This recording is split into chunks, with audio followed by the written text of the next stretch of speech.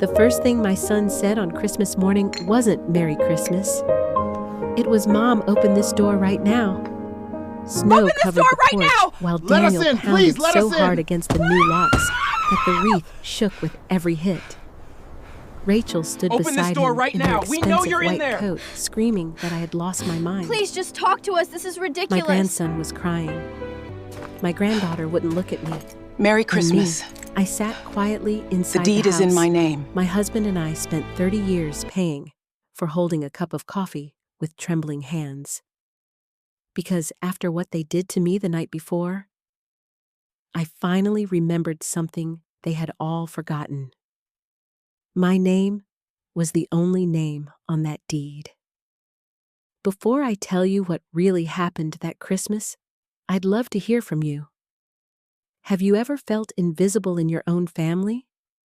Like people only remembered your value when they needed something from you? Please like and subscribe if stories like this speak to your heart. And tell me where you're watching from and what time it is there tonight. I always read the comments because sometimes strangers understand our pain better than family does.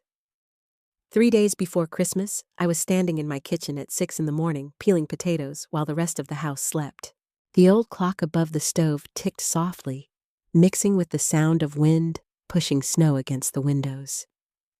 Ohio winters always felt colder after George died. Maybe because silence feels heavier when the person you love is no longer there to fill it. I rubbed my aching fingers and looked around the kitchen I had spent most of my life in. The green wallpaper George and I picked together 20 years earlier was beginning to fade near the corners. The coffee maker sputtered loudly, and for a moment I almost smiled. George used to complain every December that I cooked enough food to feed an army. "You know half these people are only coming for your sweet potato casserole?" he would laugh. I could almost hear his voice, but then footsteps thundered down the hallway upstairs. Reality returned quickly. Alison Rachel called out sharply before she even entered the kitchen. "Did you remember Tyler can't eat pecans anymore?" Not Mom. Not even Allison with kindness. Just Allison. Like I was an employee who forgot part of an order. I remembered I said softly, "I made 2 pies." Rachel walked into the kitchen wearing silk pajamas and holding her phone in one hand. Her blonde hair was perfectly curled even at sunrise. I still didn't understand how some women woke up looking prepared for photographs. She opened the refrigerator, frowned dramatically, then sighed. "There's barely any room in here." I stared at the refrigerator packed with food I had spent 2 straight days preparing. "I can move some things around," I offered. Rachel shut the refrigerator harder than necessary. "No, it's fine. I'll handle it." That sentence again. I'll handle it. As though I had become incapable of doing anything right in my own home. A few minutes later, Daniel walked in wearing sweatpants and carrying his laptop under one arm. "Morning, Mom," he muttered distractedly. He kissed Rachel on the cheek before pouring coffee. "No hug for me. No. How are you feeling?" No noticing that I had already been awake for hours preparing Christmas dinner for 12 people. I told myself not to be sensitive. Daniel worked hard. Life was stressful. Families changed. Still, something inside me hurt every time he looked through me instead of at me. Emma came downstairs next. Sweet Emma. 17 years old and already carrying sadness in her eyes no teenager should have. "Morning, Grandma," she said gently. She walked over and hugged me from behind while I stirred gravy on the stove. That small gesture nearly made me cry. Rachel immediately noticed. "Emma, don't wrinkle your sweater. We're leaving in an hour." Emma slowly let go of me. "Yes, Mom?" The warmth disappeared from the kitchen again. I watched my granddaughter quietly pour cereal while Daniel typed emails, and Rachel complained about Christmas reservations at the country club. Nobody noticed I was still standing there cooking for everyone. That had become normal. After breakfast, Rachel handed me a list. Not asked. Handed. We still need ice extra napkins, candles, and sparkling cider, she said. And can you clean the upstairs bathroom before my sister arrives tomorrow? I blinked. Tomorrow, Rachel looked annoyed. Yes. I told you Amanda and Jeff were staying here for Christmas. No, she hadn't. But I nodded anyway. Of course. Daniel finally looked up from his laptop. Mom, you don't mind, right? I opened my mouth. The truth sat right there on my tongue. Actually, yes, I do mind. I mind that nobody asks me anything anymore. I mind that strangers make decisions about my home while I quietly wash dishes in the background. I mind that I feel like a guest in the house George and I built together. But instead, I smiled. That's fine. Rachel immediately continued scrolling through her phone as if the conversation were over. Because to them, it was. Later that afternoon, I carried folded laundry upstairs and froze outside the room at the end of the hallway. My room. The door was open. Rachel was inside, removing framed photographs from the dresser. My photographs. Pictures of George. Pictures of Daniel as a little boy. Pictures of our family before everything became so cold. What's going on? I asked quietly. Rachel didn't even look embarrassed. Oh, Amanda's family needs this room. It's bigger. I stared at her. And where am I sleeping? She finally turned toward me with that tight smile she used whenever she pretended to be polite. We thought maybe the downstairs guest room.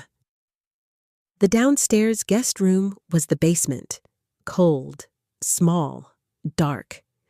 George used it years ago for storing tools. I see, I whispered. Rachel walked over and handed me one of my own framed wedding photos. You'll only be down there a few nights. A few nights. That sentence echoed painfully in my chest, as though my existence in my own bedroom required permission now. That evening, I sat alone in the living room while everyone watched Christmas movies upstairs. I could hear laughter through the ceiling. Rachel's loud voice, Tyler shouting, Daniel laughing at something on television. I stared at the Christmas tree glowing quietly near the window. George and I planted that tree in the yard as a tiny pine 34 years earlier. After it grew too large, Daniel helped us cut it down one final Christmas and turn it into indoor decorations. Back then, Daniel still looked at me like I mattered. Sometimes I wonder when love changes, not disappears completely, just changes shape until it no longer protects you. Nancy Brooks from next door knocked around 7 carrying a tin of cookies. Well, Merry Christmas, Alison, she said warmly as she stepped inside. Then she lowered her voice. You all right? That simple question nearly broke me, because nobody inside this house had asked me that in months. I'm fine, I lied. Nancy looked toward the stairs. You sure? Before I could answer, Rachel suddenly appeared.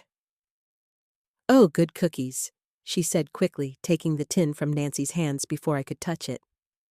Nancy's expression changed slightly. Older women notice things, especially women who have spent decades surviving families. Well, Nancy said slowly, I'll let y'all get back to your evening. She squeezed my hand before leaving. And somehow that tiny gesture felt more loving than anything my own family had done for me all week. That night, while brushing my teeth in the basement bathroom, I looked at myself in the mirror for a long time. Gray hair, tired eyes, small lines around my mouth from years of swallowing words instead of speaking them. Then I heard Rachel upstairs laughing loudly. Our house is going to look amazing tomorrow. Our house. Not Alison's house, not the Kennedy family home, just theirs. I stood there, frozen toothbrush still in my hand, while something cold and painful settled deep inside my chest. For the first time, I realized this wasn't temporary anymore. They weren't treating me like family. They were slowly erasing me George Kennedy built our house with his own hands. Not every nail, of course, but enough of it that his fingerprints still seemed trapped inside the walls years after he died. Sometimes, late at night, I would run my fingers across the wooden banister near the stairs and remember him sanding it for 3 straight weekends because he wanted it perfect for Alison. That was the kind of man my husband was. Patient, steady, loving in quiet ways. We bought the property in 1987, when Daniel was only 4 years old. Back then, it was nothing more than an aging farmhouse outside Columbus, Ohio, sitting on a patch of frozen land nobody else wanted. The roof leaked. The plumbing barely worked. And the kitchen floor sagged so badly, George joked we might fall into the basement during dinner. But I loved it immediately. I remember standing in the snow beside George while he wrapped one arm around my shoulders. "You really see a future here?" he asked. I smiled at him. "I see a home. We spent 30 years turning that broken place into something beautiful." George worked 6 days a week as an electrician. I picked up extra nursing shifts at Riverside Hospital whenever money got tight. Some years we barely had enough left after bills to buy Christmas presents. But somehow we always managed. George used to say, hardship either makes a family softer or harder. Ours became softer. At least, back then. I still remember Daniel running through the yard with scraped knees and muddy sneakers while George built the back deck. Every evening after work, George would change clothes and spend hours fixing something around the house. A broken pipe, a cracked window, the fence, the roof. "This house is our legacy," he used to tell Daniel. And Daniel listened back then. As a child, my son adored this home almost as much as George and I did. He carved his initials into the oak tree in the backyard when he was 10. He built snow forts beside the garage every winter. On summer nights, he would fall asleep on the living room couch while George watched baseball beside him. We were happy, not rich, not glamorous, but deeply happy. Then life happened the way it always does. Daniel grew up. College came, marriage came, distance came. Rachel entered our lives 15 years ago, wearing a cream-colored dress and a smile so bright it filled entire rooms. At first, I truly believed she loved Daniel completely. Maybe she did once.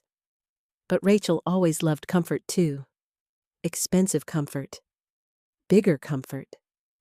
Better comfort. Things George and I had never cared much about. When George got sick, everything changed quickly. Pancreatic cancer. Stage 4. I still hate those words. The doctors gave us 8 months. We got 6. During those 6 months, George became thinner every week, but he never stopped worrying about me. One night, near the end, I found him sitting alone in the kitchen, staring at paperwork. "What are you doing?" I asked gently. He folded the papers immediately. "Nothing," but George was never good at lying to me. I walked over and sat beside him. "What is it?" He looked at me for a long moment before speaking. "I'm making sure this house stays yours." My chest tightened instantly. "George." "No," he interrupted softly. "Listen to me." He reached for my hand. "I know Daniel loves you. But people change when money gets hard. Promise me you'll protect yourself." I almost got angry, because mothers don't want to imagine their children hurting them. Especially not good mothers. Especially not sons who once cried when their pet hamster died. "Daniel would never do anything to hurt me," I whispered. George looked exhausted. "I hope you're right." After he passed away, the house became unbearably quiet. Grief changes sound. Even ordinary things become painful. The washing machine humming downstairs, the garage door opening, floorboards creaking at night. Everything reminded me of the man missing from the room. For nearly 2 years, I lived alone. Daniel called often at first. He visited on Sundays with Rachel and the children. Emma was still little, then always running into my arms with crayons and school drawings.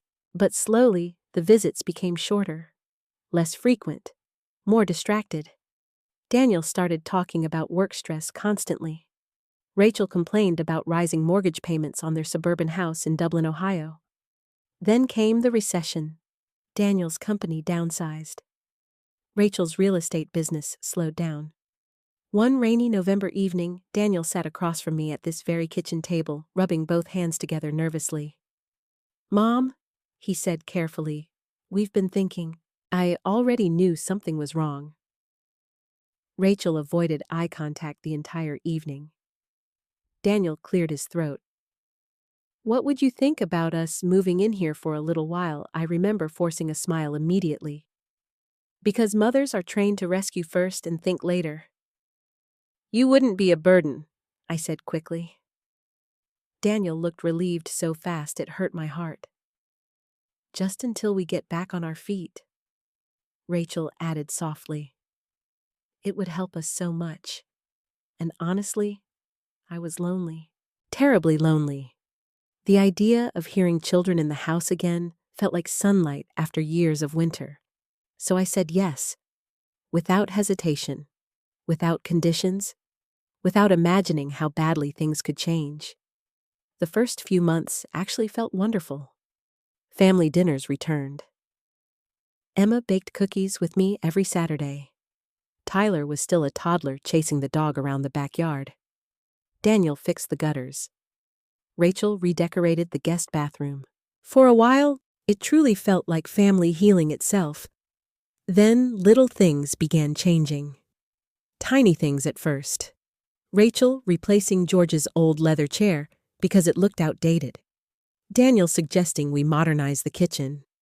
Rachel reorganizing cabinets without asking. Then came the language changes. My kitchen, our living room, the kids' playroom. Not once maliciously. That's what made it dangerous. Ownership doesn't always get stolen dramatically. Sometimes it disappears slowly, quietly, one compromise at a time. I remember the exact moment something inside me shifted. It was about 2 years after they moved in. I walked into the garage and found Daniel talking to a contractor. He didn't notice me standing there at first. "We may knock out this wall eventually," Daniel was saying. "Open the whole place up." The contractor nodded. "And your wife's okay with the estimate? Your wife. Not your mother." "Not Alison." Daniel looked over then and froze slightly. "Oh, Mom, we were just talking ideas." "Ideas? For my house?" I smiled because that had become automatic by then. That's nice. But later that night, I sat alone in bed staring at George's side of the mattress, and for the first time in my life, I heard his voice in my memory clearly. "Protect yourself." I should have listened sooner, because by the Christmas, everything finally exploded. My family no longer behaved like guests living in Alison Kennedy's home. They behaved like heirs waiting for her to disappear. Christmas Eve arrived wrapped in snow and silence. By noon, the house was overflowing with noise. Rachel's sister Amanda arrived first with her husband Jeff and their 2 loud teenage boys. Wrapping paper covered half the living room before dinner even started. Holiday music blasted from the speakers Rachel had installed the previous year, replacing George's old stereo system because it looked ancient. The smell of turkey, cinnamon, garlic, and butter filled every corner of the house. My house, though nobody called it that anymore. I spent nearly the entire day cooking, while Rachel floated around holding wine glasses and assigning tasks to everyone except herself. Daniel moved those chairs. "Jeff, can you bring the gifts in?" "Emma, light the candles." Then without even looking at me, "Alison, the rolls are getting cold." Every order landed softly but painfully, like tiny cuts nobody else could see. Around 5 o'clock, I finally escaped to the downstairs bathroom for a moment alone. My back ached from standing all day. I pressed both hands against the sink and stared at my reflection. "You're being sensitive," I whispered to myself. But deep down, I knew it wasn't sensitivity anymore. It was humiliation. When I returned upstairs, Rachel was rearranging the dining table. She frowned when she saw me. "Oh good, you're back. We decided to switch the seating." I looked at the table. There were 12 chairs. My usual chair, the one beside George's old seat at the end of the table, was gone. Instead, a smaller folding chair sat near the kitchen doorway. Half in the dining room, half out, like an afterthought. Rachel smiled brightly. "This just works better for serving food." For one brief moment, the room became completely quiet inside my head. I remembered 40 years of Christmas dinners at that table. Daniel opening presents in dinosaur pajamas, George carving turkey while singing old Sinatra songs terribly off-key, Emma sitting in my lap when she was little. And now I was being moved beside the kitchen like hired help. I should have said something. I know that now. But humiliation has a strange effect on older women. Sometimes we stay silent because we're terrified of becoming difficult. So I nodded. Of course. Dinner began shortly after sunset. Everyone laughed loudly while snow fell outside the windows. Amanda talked endlessly about her Florida vacation home. Jeff drank too much wine and repeated the same stories twice. Tyler showed everyone a new video game. Emma barely spoke. And Daniel? Daniel kept checking his phone under the table. At one point, I reached for the gravy boat and accidentally brushed Rachel's wine glass. A few drops spilled onto the tablecloth. Rachel sighed dramatically. Oh my God. The entire table looked at me instantly. "I'm sorry," I said quickly, reaching for a napkin. Rachel gave a tight smile. "It's okay. Accidents happen." But her tone said something very different. The kind of tone people use with children. Or burdens. I quietly cleaned the spill while conversation resumed around me. Nobody helped. Not even Daniel. A little later, Amanda glanced around the house approvingly. "This place really is beautiful," she said. "You two have done so much with it." She looked directly at Daniel and Rachel. "Not me. Not George." Daniel smiled proudly. Rachel leaned back in her chair. "We've invested a lot into the property." "Property? Not home. Property." I stared down at my plate while heat crawled slowly up my neck. Then Amanda laughed lightly. "Well, one day, this place will belong to you guys anyway." Nobody corrected her. Nobody said, "Actually, it belongs to Alison." Nobody. The silence around that table told me everything. They had all already rewritten the story in their minds. I was no longer the owner of the house. I was simply the old woman still occupying space inside it. Rachel took another sip of wine before speaking casually. "You know, we've actually been talking about future plans lately." My stomach tightened immediately. Daniel still wouldn't look at me. Amanda smiled eagerly. Oh, Rachel nodded. "We've been thinking Alison might be happier somewhere with less maintenance." My fork stopped moving. The room suddenly felt very warm. "What do you mean?" Nancy Brooks asked from across the table. "I hadn't even realized Rachel invited her." Rachel smiled sweetly. "Oh, you know, somewhere quieter, somewhere people her age can relax. People her age, as if aging were a disease." Nancy's eyes narrowed slightly. "Alison's age, I wanted to say. Or inconvenient age." Daniel finally cleared his throat. "Mom's been under stress lately." I slowly turned toward my son. Under stress. I had cooked their meals, cleaned their laundry, babysat their children, paid half the utility bills even after retirement. And somehow I was the problem. Rachel reached beside her chair and picked up a white envelope. We actually found a beautiful community nearby. Every nerve in my body went cold. She slid the envelope across the table toward me. Nobody spoke. Even Tyler sensed something was wrong. My hands trembled as I opened it. Inside was a glossy brochure. Golden Meadows Senior Living. Smiling elderly couples filled the pages like advertisements for surrender.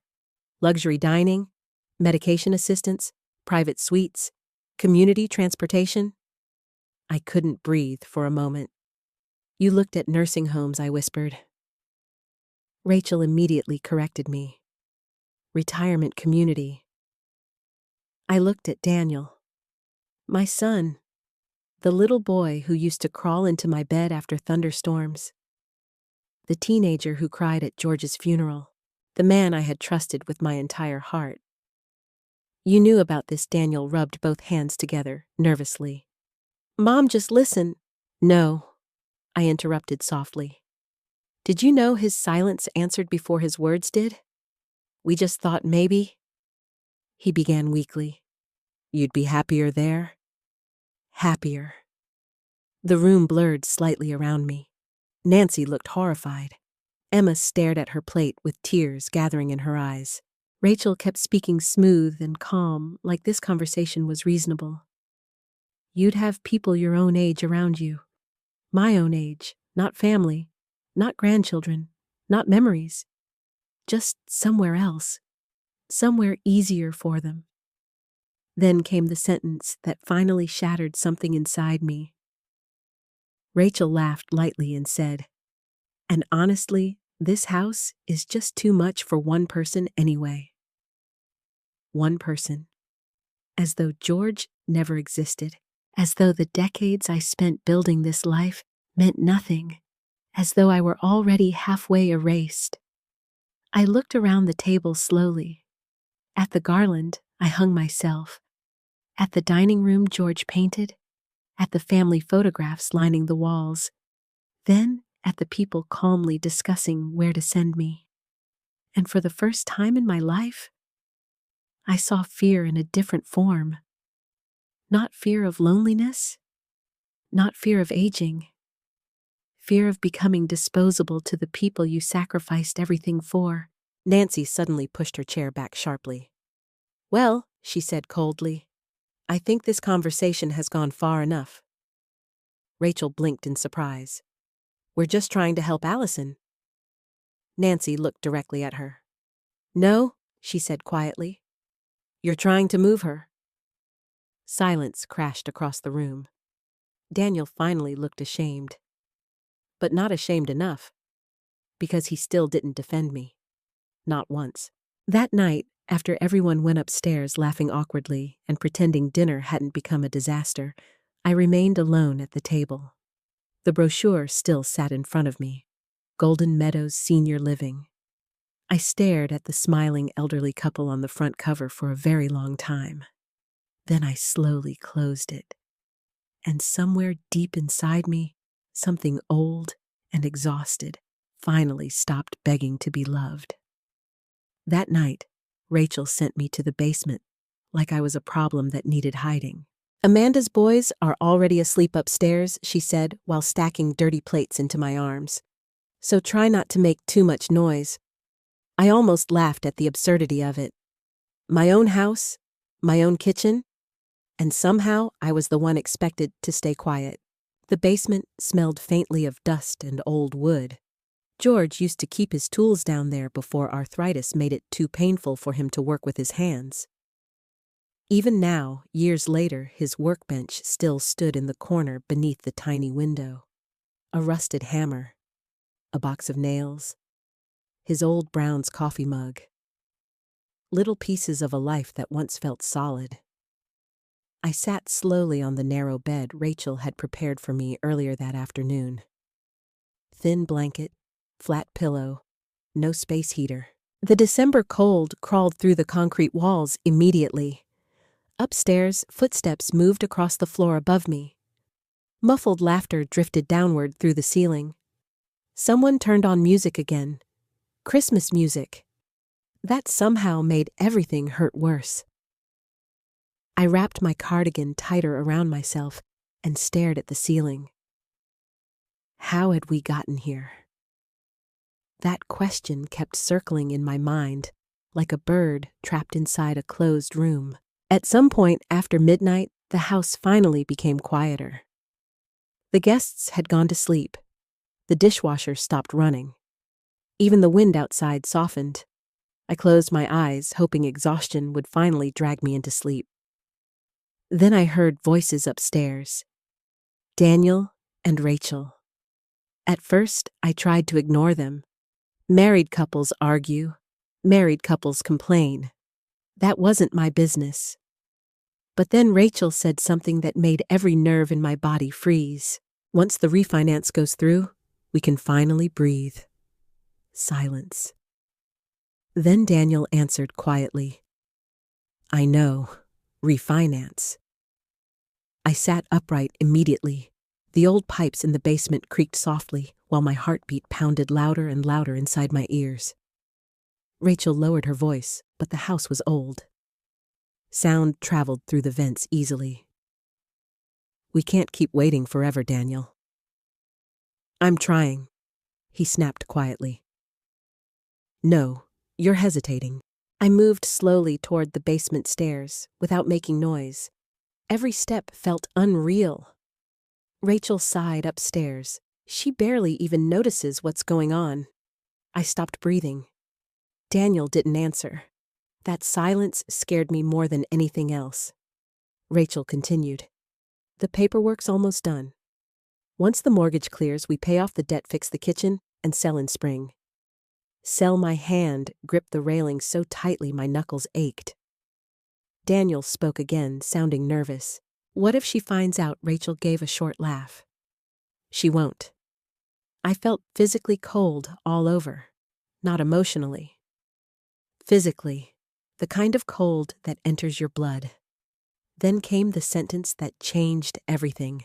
The signature already matched once Rachel whispered. Nobody questioned it. My entire body went still. Signature. Matched. The air suddenly felt too thin. Daniel spoke immediately after panic creeping into his voice. Keep your voice down. She's downstairs. I said, keep your voice down. I backed away from the stairs carefully before they could hear movement below. My heart slammed painfully against my ribs. No. No, no, no. I sat on the edge of the basement bed, trying desperately to think logically. Maybe I misunderstood. Maybe they meant something else. Maybe. But deep down, another voice already knew. George's voice. Protect yourself.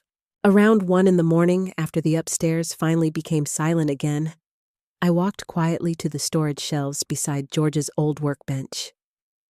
That's where I kept our important documents.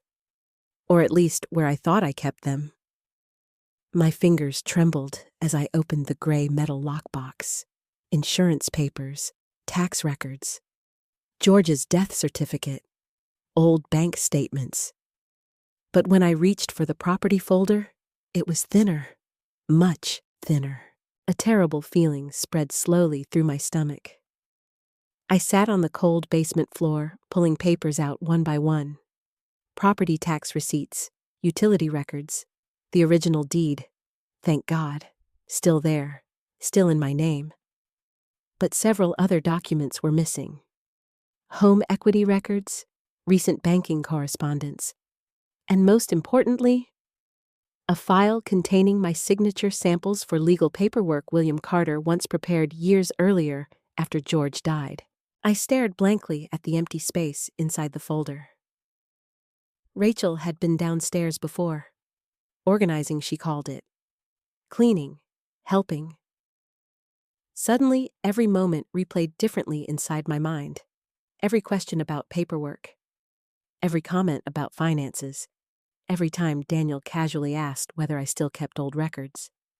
I pressed one hand against my mouth. I thought I might be sick. The worst part wasn't the fear. It was the betrayal. Because mothers survive pain differently than other people. When strangers hurt us, we become angry. But when our children hurt us, part of us immediately tries to protect them from blame. Even then, even sitting alone on a freezing basement floor, I kept trying to excuse Daniel. Maybe Rachel pushed him into this. Maybe he didn't fully understand. Maybe he felt trapped financially. Maybe. But another memory surfaced suddenly. George sitting at the kitchen table before he died. "I'm making sure this house stays yours." And for the first time since his funeral, I realized something terrifying. George saw this possibility long before I did. Tears finally came then. Quiet tears. The exhausted kind. I cried for my marriage, for the little boy Daniel used to be.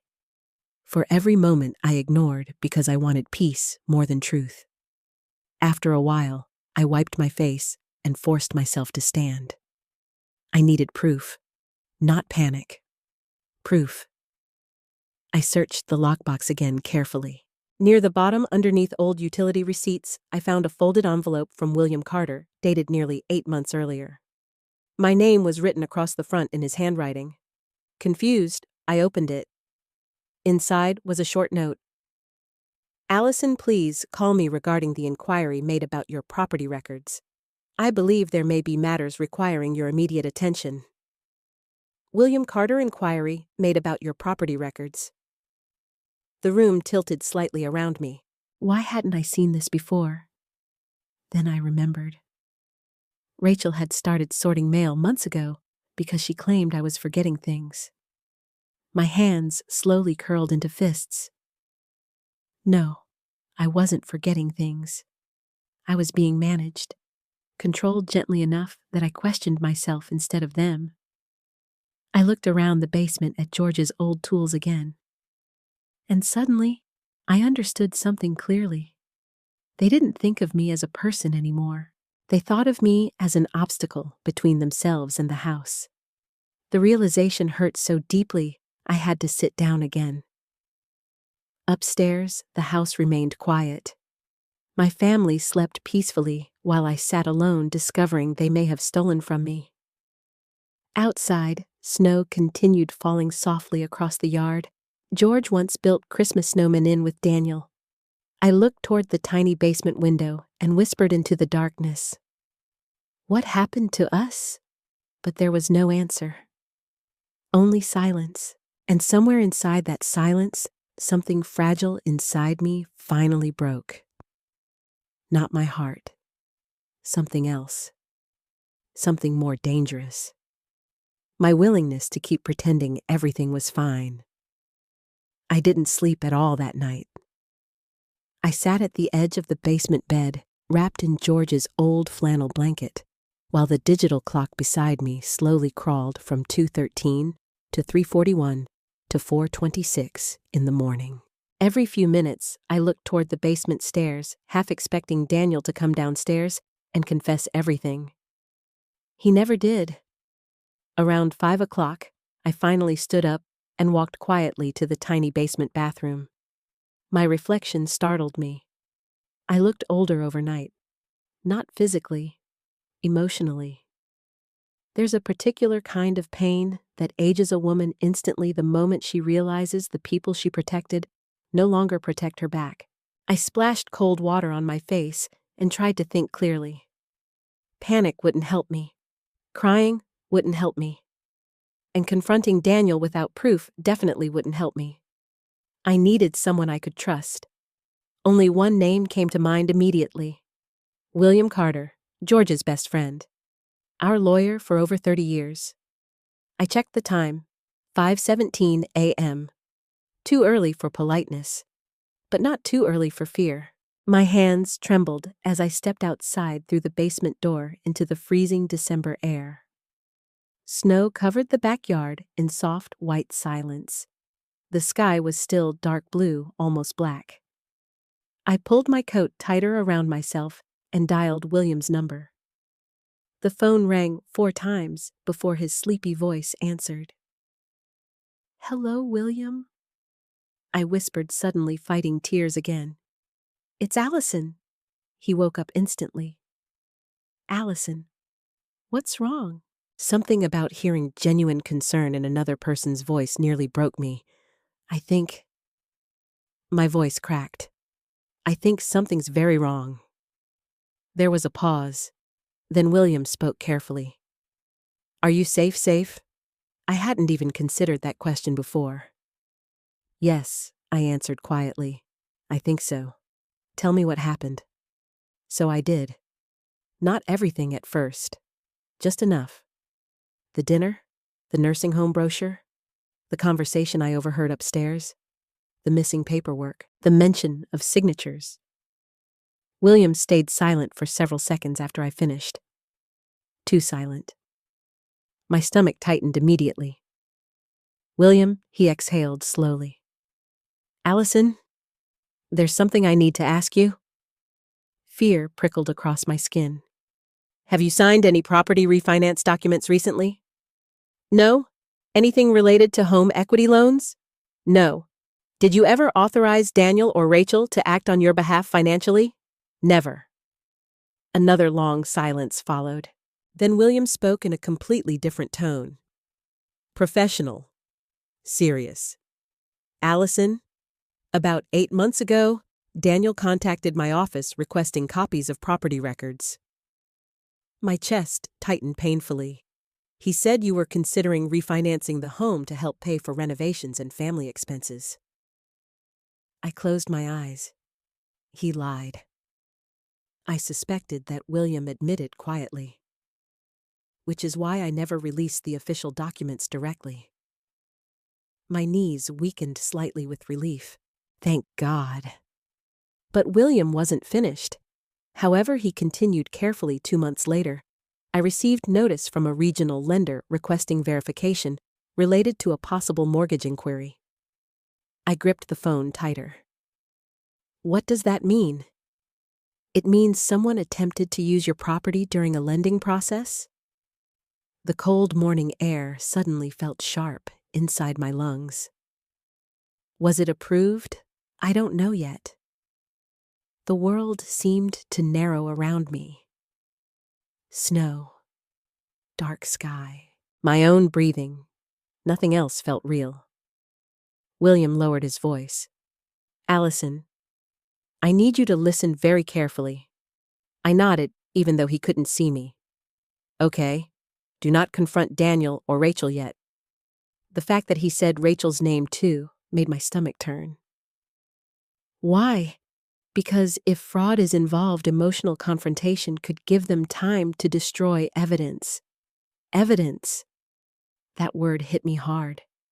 Because suddenly, this wasn't just family conflict anymore. It was something uglier, something legal, something deliberate. I leaned against the porch railing for support. I can't believe my son would do this. William's voice softened slightly. Sometimes people convince themselves desperation justifies terrible choices. I swallowed hard. No, I whispered. This feels bigger than desperation. And deep down, I knew I was right. This wasn't one bad decision. This had been building quietly for years. William cleared his throat. I want you to gather every document you still have access to. Okay. And Alison, yes. Do not let them pressure you into signing anything. I almost laughed bitterly. Pressure. That's exactly what the last few years had been. Not open cruelty, not obvious theft. Pressure. Small emotional manipulations repeated so often, I stopped trusting my own instincts. When I returned inside through the basement door, the house remained asleep. For a moment, I stood silently near the bottom of the stairs, listening to the peaceful quiet above me. My family had no idea I knew. That realization changed something important inside me. For the first time in years, I wasn't the weakest person in the house anymore. I quietly gathered every document I could find inside the lockbox and placed them into an old canvas tote bag George once used for fishing trips. Then I noticed movement near the basement stairs. Emma. She stood there wearing oversized pajamas and fuzzy socks, rubbing sleep from her eyes. Grandma, I froze slightly. What are you doing awake? She looked down at the bag in my hands, then at my face, and immediately her expression changed. Teenagers notice more than adults realize. Are you okay? That question again. Simple, gentle, dangerous enough to make me emotional instantly. I'm fine, sweetheart. Emma didn't believe me. You've been crying. I forced a small smile. It's just been a long holiday. She walked slowly down the stairs. I heard Mom and Dad arguing last night. My heartbeat quickened. What did you hear? Emma hesitated. Mostly Mom yelling. That sounded accurate. Then she lowered her voice. She talks about this house a lot. I stayed very still. Emma looked embarrassed suddenly, like she felt guilty speaking honestly. I don't think Grandpa would like how everyone acts lately. That sentence nearly shattered me, because she was right. George would hate this. He would hate seeing me isolated in my own home. He would hate watching Daniel become passive while Rachel controlled everything. Most of all, he would hate knowing I had spent years shrinking myself to keep peace inside this family. Emma reached out and hugged me suddenly. I held her tightly. For one painful moment, I almost told her everything. But she was still a child, and children should never have to carry adult betrayal. You should go back upstairs, I whispered gently. She nodded. Then before leaving, she quietly said, You don't deserve how they talk to you. After she disappeared upstairs, I sat down heavily on the basement bed. That sentence echoed inside my chest long after she left. You don't deserve it. When was the last time someone told me that? At some point during difficult motherhood, many women stop asking whether they deserve kindness. We become so focused on holding families together that we tolerate almost anything. Disrespect, loneliness, emotional neglect. We excuse it all in the name of love. But sitting there in that freezing basement on Christmas morning, I realized something painful. Love without respect eventually becomes permission. Permission for people to use you, ignore you, erase you, and for the first time in a very long time, I decided I was done giving that permission. Christmas morning arrived gray and bitterly cold. The house woke slowly around 7. I could hear footsteps upstairs, cabinet doors opening, Rachel rushing everyone because they were running late for church. The smell of cinnamon coffee drifted through the vents into the basement. For the first time in years, I didn't go upstairs to help. I sat quietly on the edge of the bed, wearing George's old cardigan, and listened carefully to the family moving above me like strangers living in someone else's home. Because that's what they had become. Strangers. At exactly 7:42, I heard Rachel's heels click sharply across the kitchen floor. Hurry up, Daniel. I'm coming. Tyler, where are your gloves? Then Emma's softer voice. Mom, maybe Grandma doesn't feel well. Rachel answered immediately. She'll survive one morning alone. Something inside me hardened completely after that sentence. Not anger. Clarity. A few minutes later, I finally heard the garage door open. Car doors slammed outside. Then silence. I waited another full 5 minutes just to be certain they were gone. The moment the driveway became quiet, I stood up. My hands trembled slightly, not from fear anymore, but from adrenaline. I walked upstairs, slowly carrying the canvas bag of legal documents against my chest. The house looked beautiful in the pale morning light. Christmas lights glowed softly around the staircase. The trees sparkled near the front window. Wrapped presents still sat untouched beneath the branches. Everything looked warm. Normal. That's the strange thing about betrayal. From the outside, it rarely looks dramatic. It hides inside ordinary rooms. I stood in the kitchen for a moment, staring at the coffee mugs still sitting beside the sink. Rachel's expensive cream-colored mug, Daniel's Ohio State cup, Emma's little snowman mug. Then my eyes landed on George's old coffee cup near the corner cabinet. Nobody used it anymore. I reached for it automatically. The ceramic felt cool in my hands. "All right, George," I whispered softly. "Help me be brave." Then I picked up the phone. The locksmith answered on the second ring. "Merry Christmas, Buckeye Lock and Key." "Hi," I said carefully. "I need the locks changed immediately." There was a pause. "Today?" "Yes." "Ma'am, holiday emergency pricing applies." "I understand." The man hesitated briefly. "You locked out?" I looked slowly around my kitchen. "No," I answered quietly. "I'm locking people out." 40 minutes later, a white service van pulled into the driveway. The locksmith climbed out carrying a metal toolbox and wearing a thick winter jacket with Buckeye Lock and Key stitched across the back. He looked to be around 55 with tired eyes and rough hands. "Morning," he said politely. "You Alison Kennedy?" "Yes." "You the homeowner?" That question hit me harder than expected, because nobody inside this house had asked me that in years. "Yes," I answered firmly. "I am." He nodded once. "All right then." His name was Carl.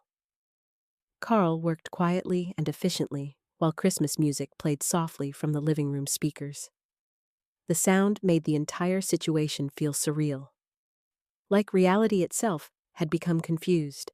I followed him room to room while he changed every exterior lock in the house. Front door, back door, basement entrance, garage access, side porch. Each metallic click echoed through the house like another chapter closing. Carl eventually glanced at me carefully. "You okay, ma'am?" I surprised myself by answering honestly. "No." He nodded slowly as if he understood more than I explained. "Family situation." I looked at him sharply. He shrugged. "I've done this job 26 years. Holiday lock changes are almost always about family." That nearly made me laugh. Nearly. Carl installed the final deadbolt on the front door around 9:15. Then he handed me a fresh set of keys. Cold, silver keys. Small things. But somehow they felt heavier than anything I'd carried in years. "There you go," he said. I stared down at them silently. Control. Ownership. Protection. I had almost forgotten what those felt like. Before Carl left, I asked him one final question. "Can you also reset the garage keypad?" He paused. "Sure." I swallowed hard. "Please." While he worked outside in the freezing driveway, I finally did something else I'd been avoiding. I walked into Daniel and Rachel's bedroom. The room smelled faintly of Rachel's perfume and expensive candles. Their suitcases sat half open near the closet from holiday travel preparations. For a moment, guilt punched through me unexpectedly. This was still my son.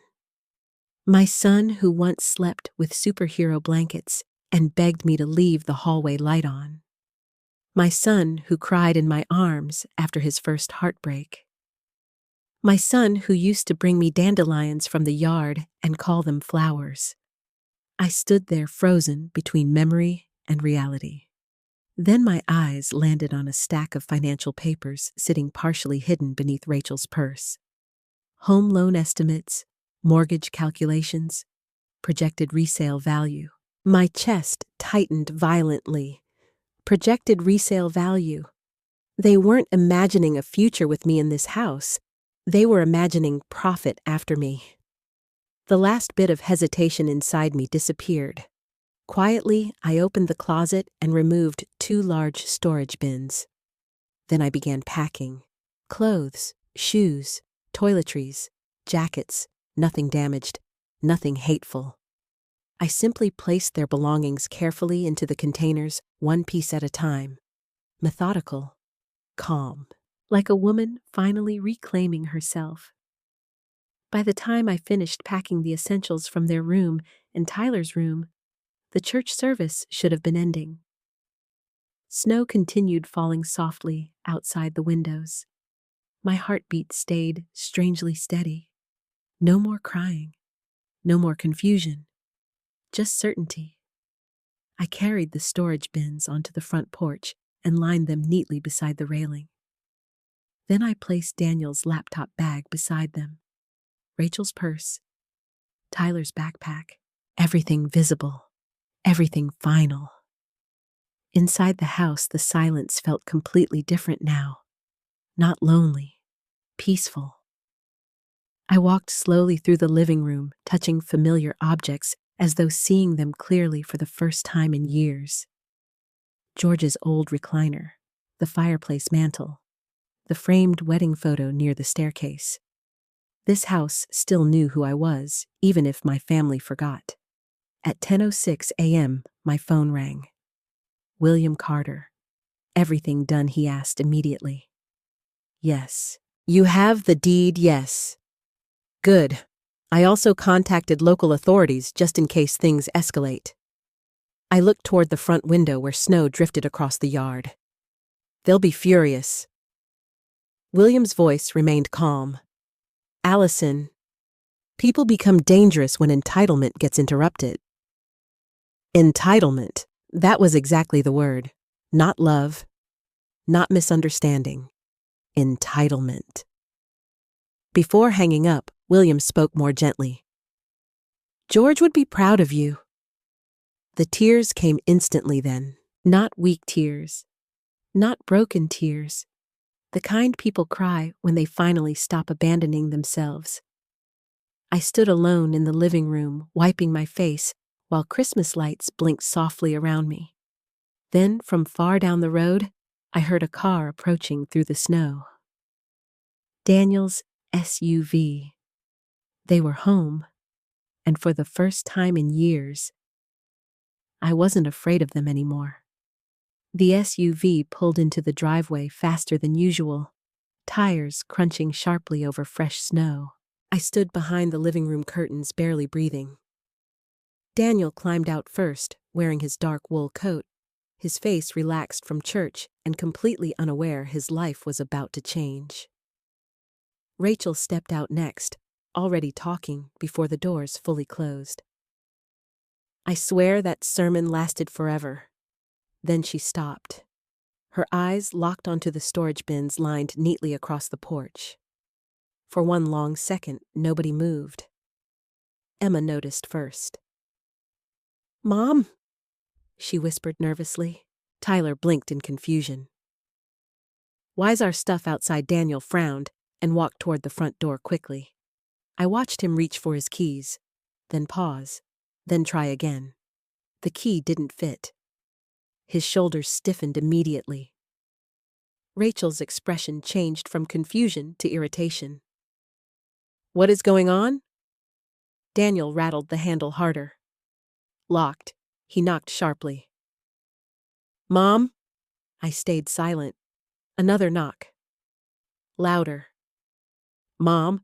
Rachel stepped forward impatiently and tried the keypad for the garage. Error. She typed it again. Error. The color drained slowly from her face. No, she muttered. Daniel finally pounded hard against the door. Mom, open this door right now. Tyler started looking frightened. Emma already understood. I could see it in her eyes. Rachel banged against the glass beside the door. Alison, not Mom. Never Mom when she was angry. I slowly walked into the entryway where they could finally see my silhouette through the frosted glass. Rachel's mouth dropped open. Daniel looked stunned. For a moment, none of us moved. Then I unlocked the inner wooden door, but left the storm door closed between us. A thin barrier. Glass and metal separating two completely different versions of our family. Snow blew softly across the porch while Daniel stared at me in disbelief. What are you doing? He asked. His voice sounded genuinely confused. as if he truly couldn't imagine I might finally resist them. I folded my hands carefully in front of me because they were trembling slightly. I changed the locks. Rachel laughed once in complete disbelief. "You changed the locks?" "Yes. Are you insane?" Emma immediately looked embarrassed by her mother's tone. Daniel stepped closer to the door. "Mom, this isn't funny." Funny? I almost smiled at that. For years they ignored my pain because it was convenient. And now they thought this moment was about drama instead of survival. Behind Daniel, several nearby houses were already showing signs of movement. Curtains shifted. Neighbors noticed noise quickly in winter neighborhoods. Rachel lowered her voice slightly when she realized people might be watching. "Open the door so we can talk."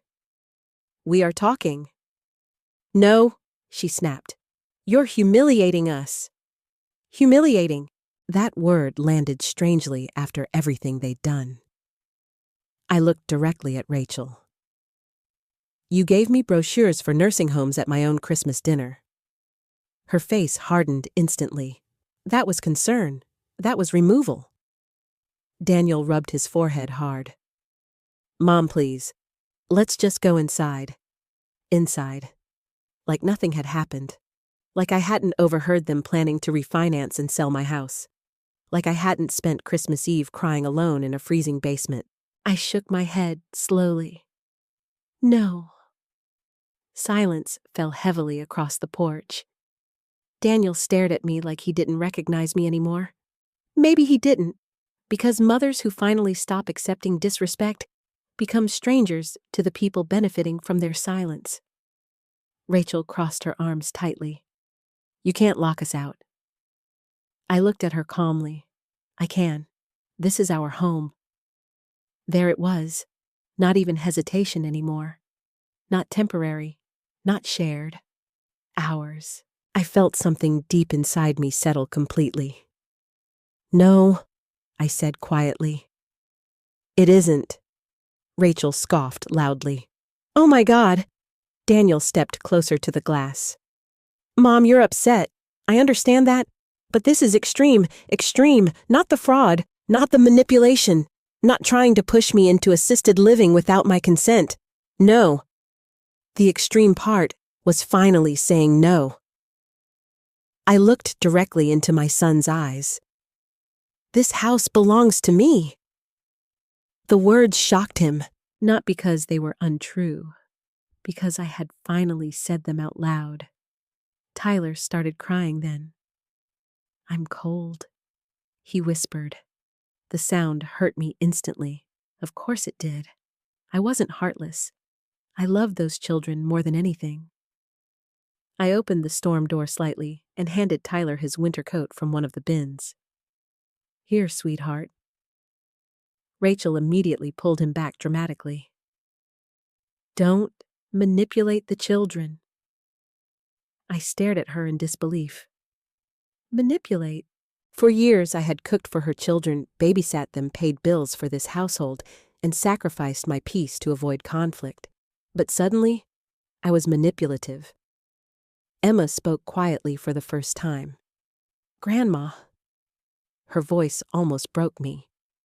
"Almost." Daniel lowered his tone again. "Mom, whatever this is, we can figure it out privately." Privately. Of course he wanted privacy now.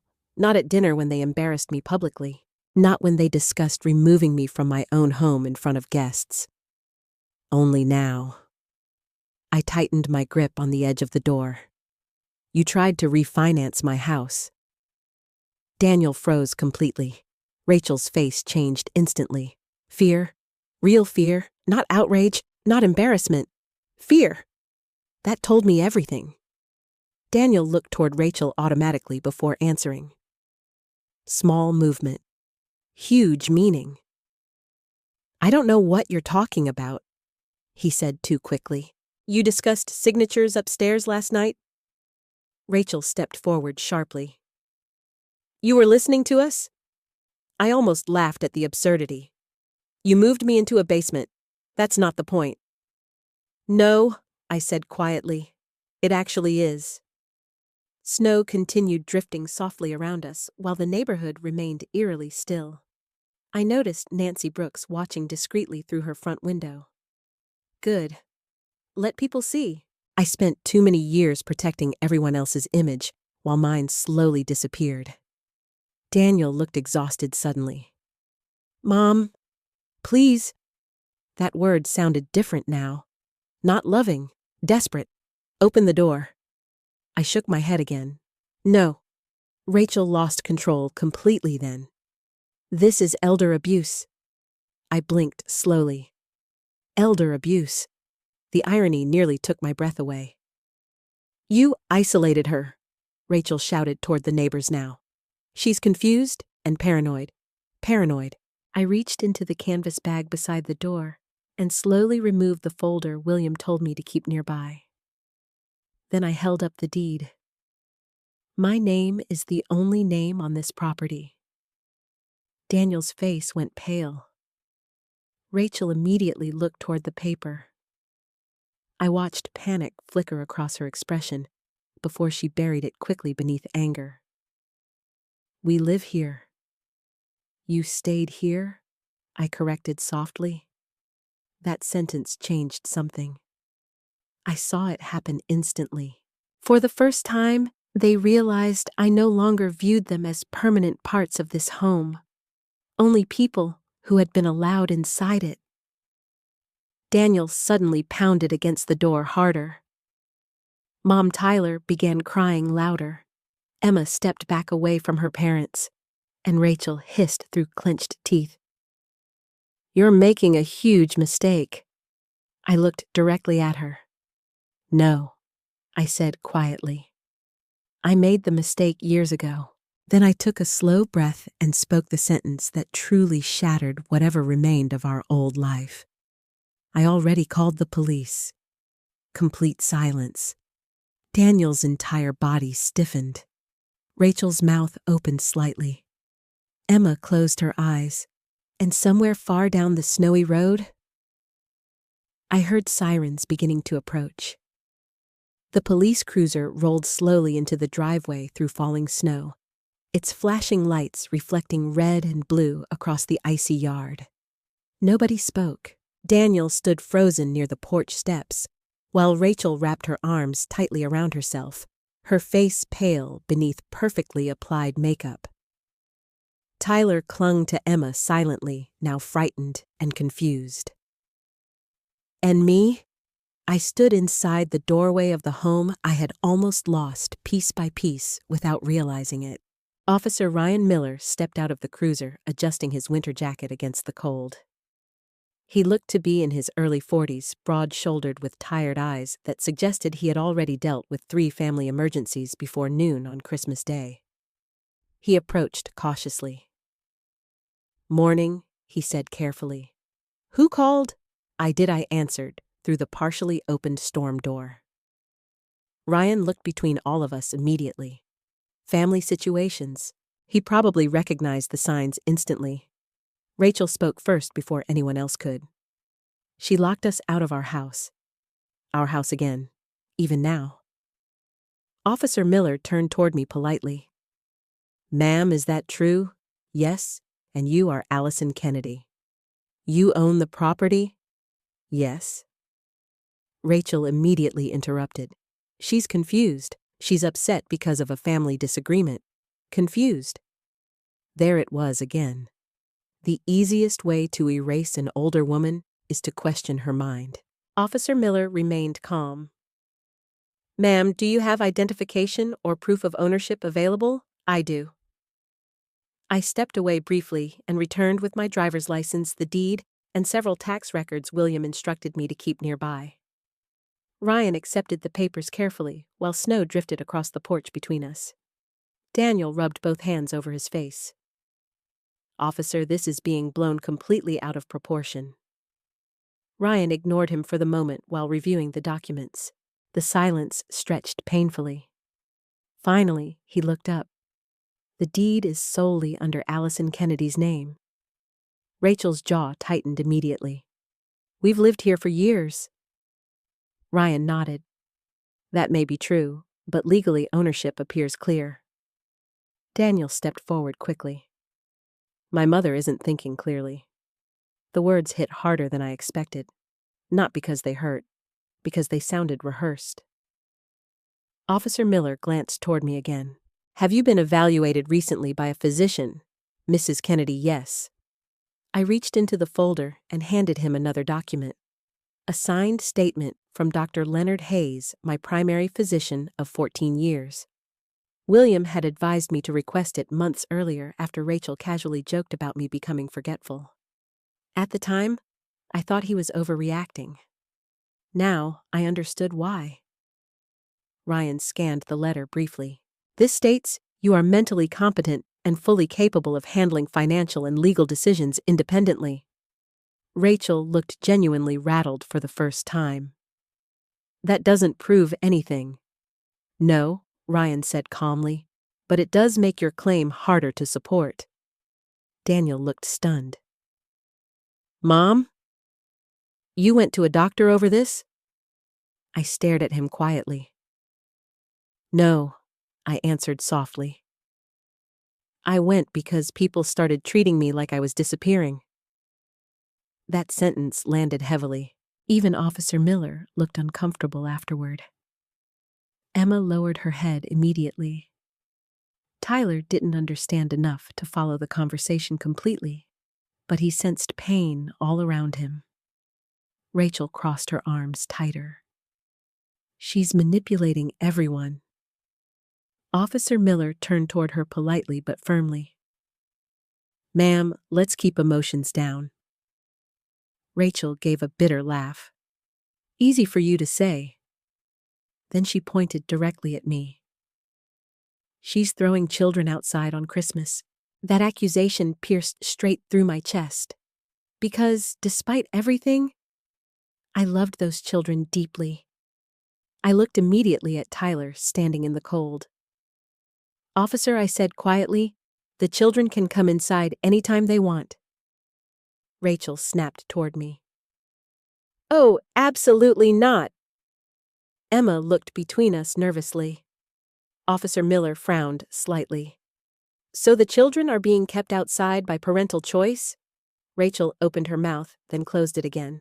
For the first time since this began, her control over the narrative started slipping. And she knew it. A second vehicle pulled slowly into the driveway then. Black sedan. William Carter. Daniel's face fell immediately. Oh my God, he muttered. William stepped out carrying a leather folder beneath one arm. Even in his 70s, he carried himself with quiet authority. He approached the porch calmly. Morning, Alison. William. Rachel looked furious. You called a lawyer, William answered before I could. She called someone who still respects her rights. Rachel rolled her eyes dramatically. This is unbelievable. No, William said quietly. Actually, what's unbelievable is trying to refinance property you don't own. Silence exploded across the driveway. Daniel looked sick. Rachel went completely still. Officer Miller turned slowly toward William. Sir William opened the leather folder. I'm William Carter, attorney for Alison Kennedy and former legal representative for the Kennedy family estate. He handed Ryan several documents. These are records of attempted lending inquiries connected to this property. Ryan studied the paperwork carefully. Meanwhile, Daniel looked directly at me for the first time all morning. Real fear filled his face now. Not anger, not frustration. Fear. Mom, he whispered. You think I'd steal from you. The worst part. Part of me still wanted to say no. That's motherhood. Even when evidence sits directly in front of us, some part of our heart continues protecting our children from the truth. But then I remembered the basement, the missing papers, the signatures, the nursing home brochure, the years of being slowly erased. And finally, I answered honestly, I think you let this happen Daniel looked like I slapped him. Rachel immediately stepped in front of him defensively. You have no proof he did anything wrong. William adjusted his glasses calmly. Actually, there's enough evidence to begin serious inquiry. Rachel's confidence cracked visibly. Officer Miller cleared his throat. At this point, this appears to be a civil property matter with possible financial fraud implications. Tyler started crying again quietly. I want to go home. That nearly destroyed me. Because to him, this was home, and despite everything, I never wanted the children punished for adult greed. Emma suddenly spoke up softly. Dad. Daniel looked at her. Emma's eyes filled with tears. Did you really try to take Grandma's house? Daniel couldn't answer. That silence said more than any confession. Emma stepped backward away from both her parents. Rachel noticed immediately. Emma, don't start. But Emma looked devastated now. Not angry. Heartbroken. Like a child watching the illusion of her parents collapse in real time. Nancy Brooks finally emerged from her front porch, wrapped in a winter coat and carrying a grocery bag. She approached slowly. I brought hot chocolate for the kids, she said quietly. Officer Miller allowed it immediately. Nancy handed Tyler a steaming cup and gently rubbed his shoulder. Then she looked directly at Ryan. I've lived beside Alison for 31 years. Ryan nodded politely. Nancy continued calmly. That woman built this house with her husband from nothing. Everybody around here knows it. Rachel looked away instantly. And lately, Nancy added carefully, we've all noticed Alison being treated differently. Daniel closed his eyes briefly.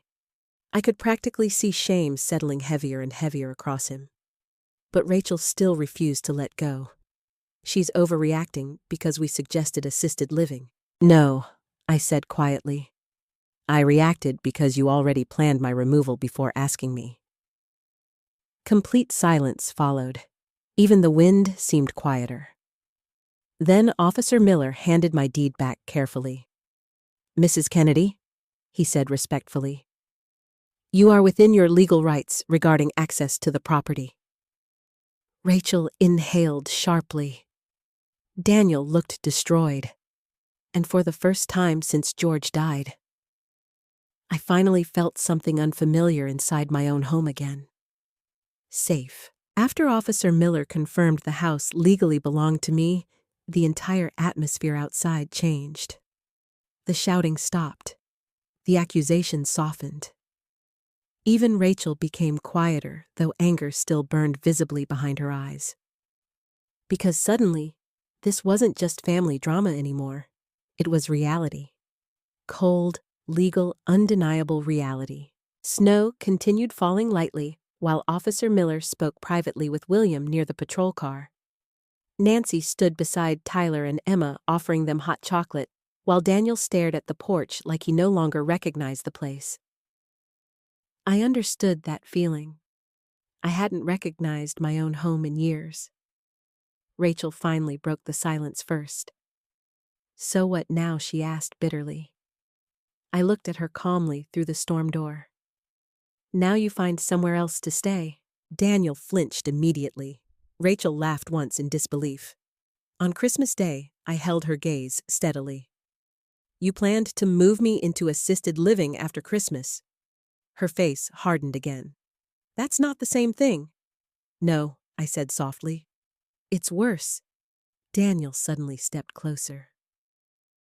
Mom, can we at least come inside and talk privately? The old version of me almost said yes automatically. The woman who feared conflict more than disrespect. The woman who spent years apologizing for taking up space inside her own life. But that woman was exhausted, and honestly, she had nearly lost everything. No, I answered quietly. Daniel's shoulders dropped slightly.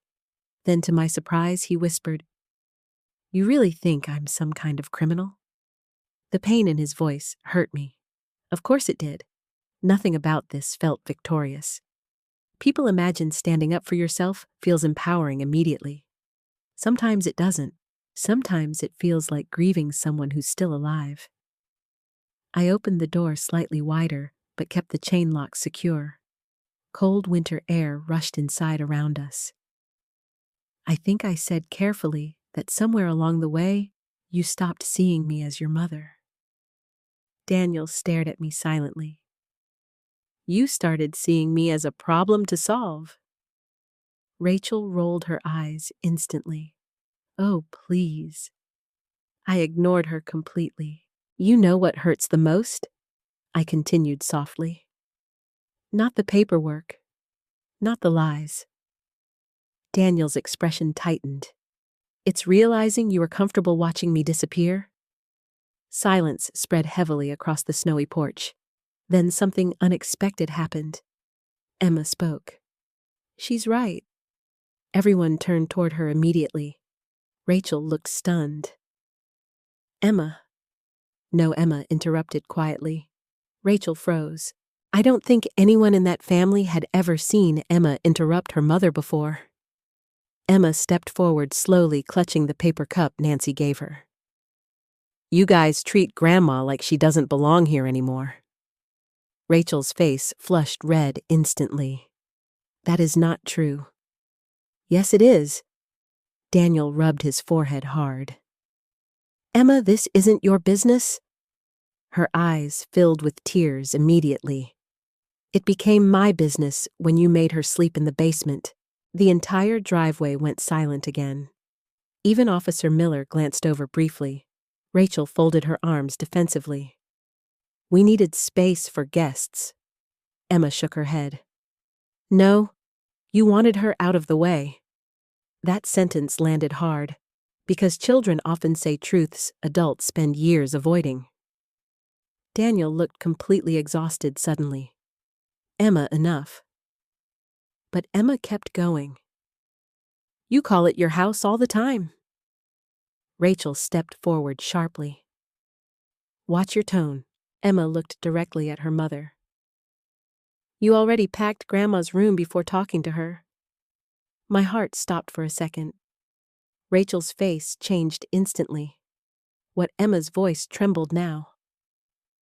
I heard you talking to Aunt Amanda 2 weeks ago. Daniel slowly turned toward Rachel. What is she talking about? Rachel looked genuinely cornered for the first time. Oh my God, she's a teenager. She misunderstood. But Emma shook her head harder. You said once Grandma moved out, you'd finally have the master bedroom?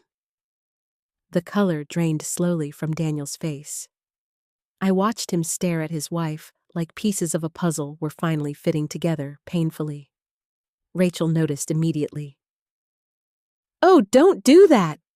She snapped at him. Don't suddenly act innocent. Daniel looked shocked. Innocent? Yes, innocent. Like you weren't sitting beside me during every financial conversation? Officer Miller shifted awkwardly nearby. William quietly closed his folder, and suddenly years of hidden resentment began exploding openly in front of everyone. Rachel pointed toward me. We were drowning financially. Daniel looked horrified. Rachel? No, she shouted. You want honesty? Fine. Tyler started crying again. Emma stepped backward. But Rachel couldn't stop anymore. You think I wanted to live in debt forever, while this giant house sat here doing nothing? Doing nothing. I looked around slowly at the home George and I built with 30 years of sacrifice. This house raised children, held birthdays, protected grief, survived illness, contained an entire lifetime, and to Rachel, it was an unused asset. Daniel looked devastated now. You said refinancing would help temporarily? Rachel laughed bitterly. Because you never had the courage to make permanent decisions. That hit him hard. I could see it. For years, Daniel hid behind passivity, while Rachel pushed harder and harder. Maybe he never fully intended to hurt me at first, but weakness can become cruelty when it refuses to stop wrongdoing. William stepped forward calmly then. For clarification, he said carefully, the financial record suggests substantial debt.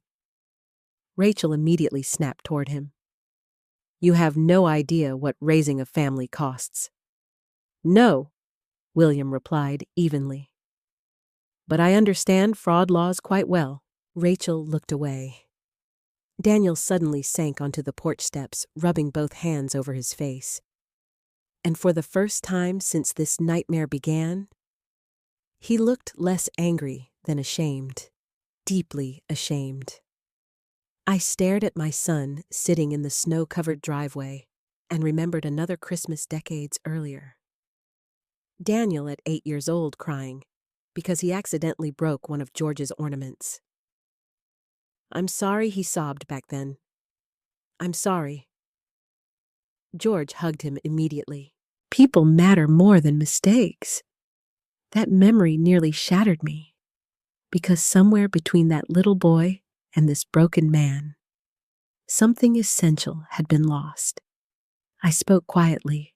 How bad is it? Daniel slowly lowered his hands. What? The debt. Rachel immediately answered before he could. Credit cards, business loans, medical bills, Emma's school tuition. Daniel looked humiliated. I closed my eyes briefly.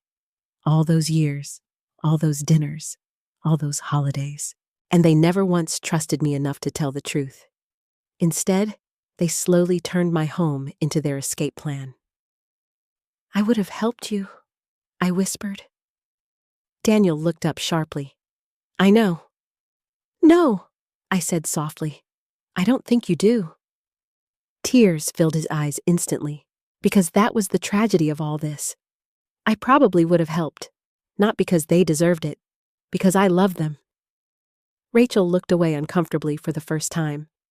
I continued quietly. I paid your car loan after the dealership threatened repossession. Daniel froze. I covered Emma's tuition 2 years ago. Rachel blinked rapidly. And George's savings paid off nearly $18,000 in your credit card debt after the recession. Complete silence. Daniel stared at me in shock. You knew. I almost laughed sadly. Mothers always know. Rachel's voice became smaller suddenly. Why didn't you say anything? I looked directly at her. Because I thought helping family meant protecting their dignity. Tears finally rolled down Daniel's face then. Real tears, not manipulative ones, broken ones. But Rachel still whispered stubbornly. We were desperate. I nodded slowly. I know. Then I looked at both of them carefully. But desperation explains behavior. I paused. It doesn't excuse betrayal. No one spoke after that. Snow continued falling softly across the driveway, while Christmas lights blinked silently behind me through the window.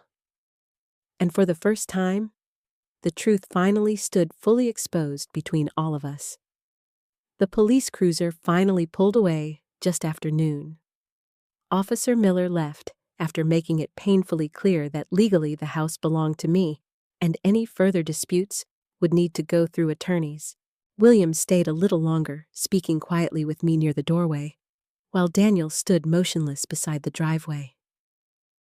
Rachel barely spoke anymore, but the anger radiating off her was impossible to miss. Before leaving, William squeezed my shoulder gently. Call me if anything changes. I nodded. Thank you. He looked at Daniel for a long moment before getting into his car. Then he drove away, slowly through the snow. And suddenly, it was just us again. Family, broken open completely. Nancy eventually led Tyler back toward her house to warm up for a while. Emma followed quietly after them, unable to look at either of her parents anymore. That left only me, Daniel, and Rachel standing in the frozen silence. I should have felt triumphant. I didn't. I felt tired. Tired in my bones. Tired in my heart. Tired in the deep, hidden places older women carry exhaustion, after spending years trying to keep families together alone. Daniel finally stepped toward the porch again carefully. "Mom." I stayed behind the storm door. "What?" He swallowed hard. "Can we please talk?" Rachel looked irritated immediately. "We've been talking all morning." "No," Daniel snapped suddenly. "You've been yelling all morning." The sharpness in his voice surprised all of us, including Rachel. She stared at him. "Oh, now this is my fault." Daniel rubbed his eyes hard. "I didn't say that. You didn't have to." I watched them quietly.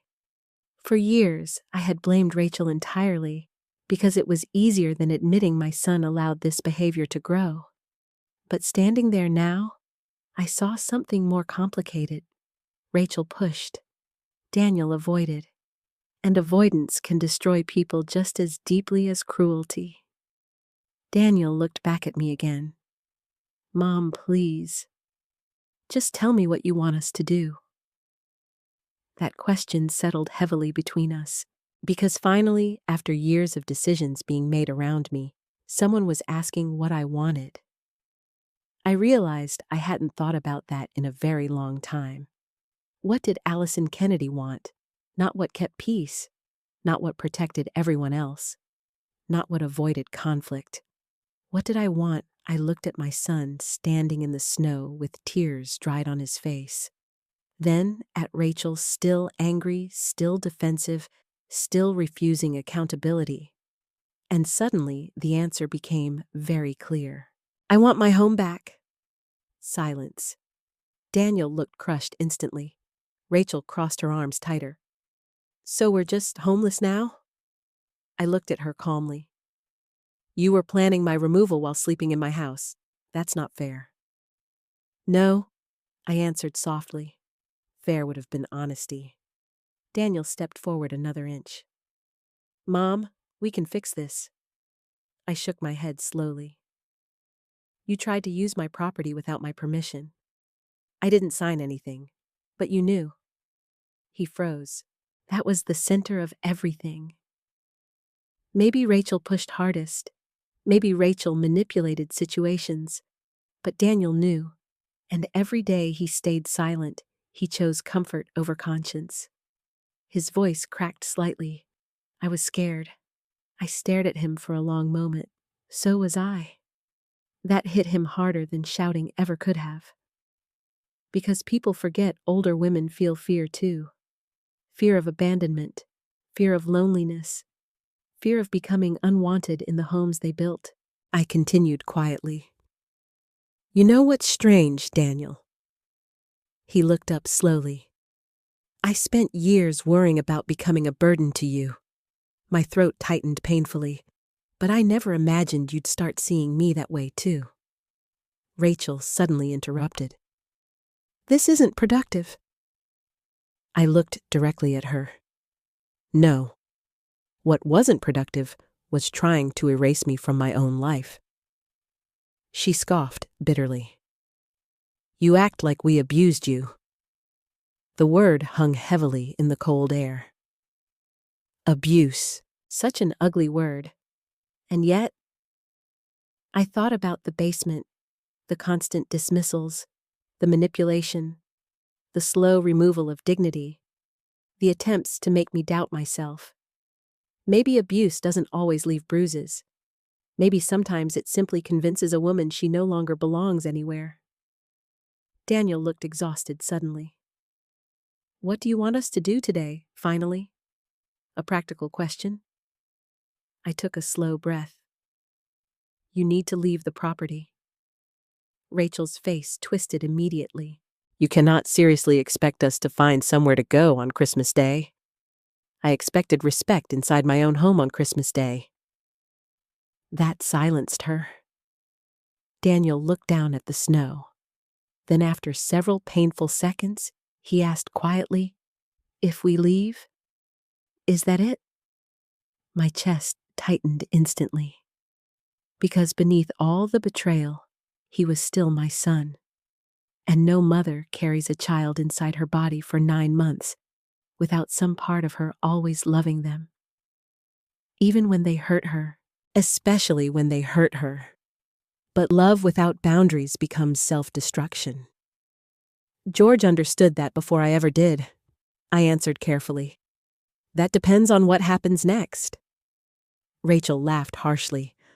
Oh my God! I ignored her. You need to sign documents acknowledging you have no ownership claim to this property. Daniel looked startled. You already prepared paperwork? Yes. Rachel exploded immediately. This is insane. No, I said quietly. This is protection. Daniel stared at me with genuine sadness. You really don't trust me anymore. I felt tears sting my eyes instantly. Daniel, you were supposed to protect me too. That broke him. I saw it happen physically. His shoulders dropped completely. His face crumpled slightly. He suddenly looked older than 42. Not because I finally stood up to him. Because somewhere deep down, he knew I was right. Emma returned then from Nancy's house carrying Tyler's hand. The moment she sensed the tension again, her expression darkened. Tyler looked exhausted from crying.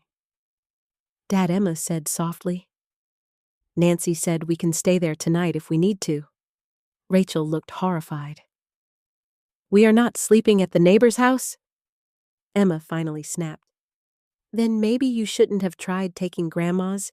The entire driveway went silent again. Rachel looked stunned. Excuse me? Emma's voice shook with emotion. She loved us. She did everything for us. Emma Daniel warned weakly. But Emma kept crying. She paid for my school, and you still treated her like garbage. Rachel stepped toward her daughter sharply. Watch your mouth! Emma backed away immediately, and suddenly I saw it clearly.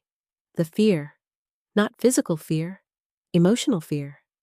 The same careful shrinking I had been doing for years. My granddaughter had learned it too. Something inside me hardened instantly. Emma, I said gently, come here. She looked surprised, then slowly walked toward the porch. I opened the storm door enough to let her inside. Rachel inhaled sharply. Emma, get back here. But Emma stepped into the warmth beside me anyway. For the first time all morning, the house didn't feel empty. Tyler looked torn between both worlds. Daniel closed his eyes briefly, and Rachel whispered bitterly, So now you're turning the kids against us. I looked directly at her. No. Then I wrapped one arm around Emma's trembling shoulders. I'm just finally stopping you from turning them against me. That night was the quietest Christmas night I had experienced in 40 years. Not peaceful at first, just quiet. The kind of silence that settles after something finally breaks beyond repair. Daniel eventually took Rachel and Tyler to a nearby motel after hours of arguing in the driveway. Rachel cried angrily the entire time they packed essentials from the porch bins into the SUV. Not sad tears, humiliated tears. Before leaving, she looked directly at me through the front window and said, You've destroyed this family. I didn't answer. Because deep down, we both knew the family had been breaking long before I changed the locks. The only difference was that now everyone could finally see the cracks. Emma chose to stay with Nancy Brooks that night, not with her parents. That decision devastated Daniel more than anything else that happened. I saw it in his face as the SUV pulled away. And despite everything, part of me still hurt for him. That's the terrible thing about motherhood. Even after betrayal, compassion lingers in places anger can't fully reach. Around 8 o'clock that evening, I sat alone in the living room, wrapped in a blanket, watching the Christmas tree lights blink softly against the dark windows.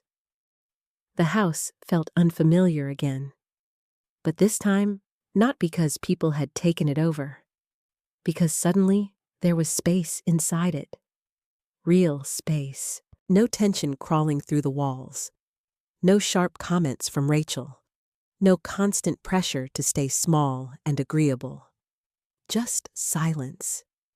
And honestly, silence can feel frightening when you've spent years surviving chaos. I was halfway through reheating leftover coffee when someone knocked softly at the front door. 3 gentle taps. Not angry, not demanding. Careful. I looked through the window first. Emma. Snowflakes clung to her dark winter coat while she stood holding something tightly against her chest. I opened the door immediately. Sweetheart. Hi, Grandma. Her eyes looked swollen from crying. Come inside before you freeze. She stepped in, quietly brushing snow from her sleeves.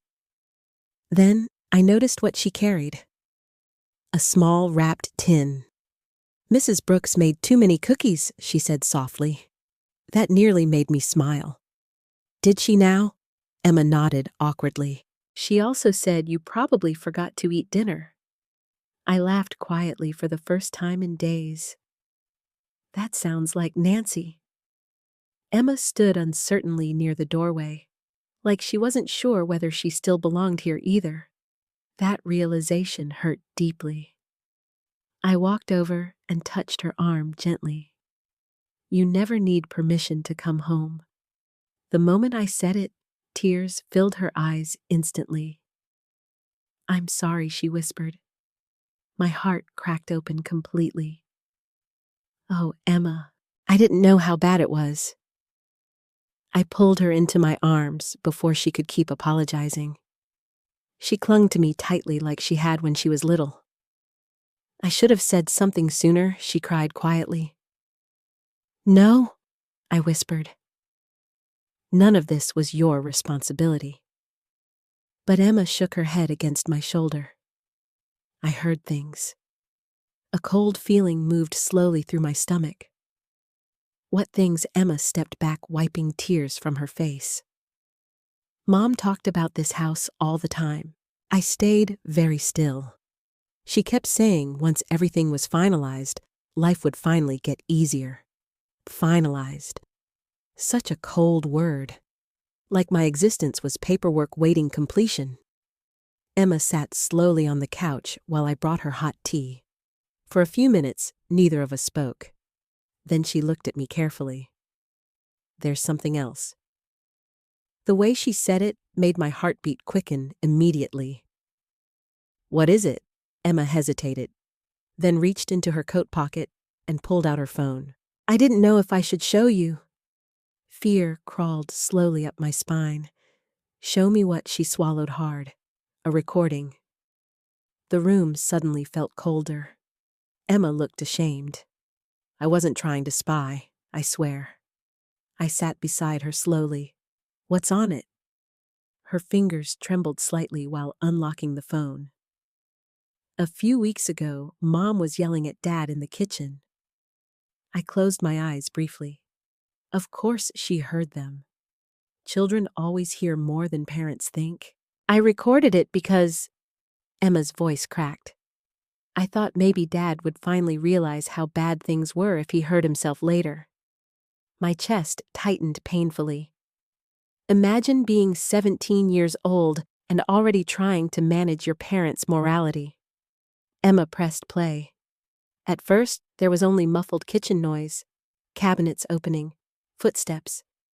Then Rachel's voice came through sharply. We can't keep waiting forever. Daniel answered quietly. Lower your voice. I'm serious, Daniel. My stomach twisted instantly. Then Rachel continued. She's old. If we move her into assisted living now, the house sells by summer. I stopped breathing. Emma stared down at the phone silently while the recording continued. Daniel sounded nervous. She's still my mother. Rachel laughed bitterly. And we're still drowning financially. Then came the sentence that shattered something inside me completely. We've spent years taking care of her, Rachel snapped. This house is the least she owes us. Owes us. I covered my mouth with trembling fingers. The recording kept playing. Daniel sounded weak, exhausted. She trusts us.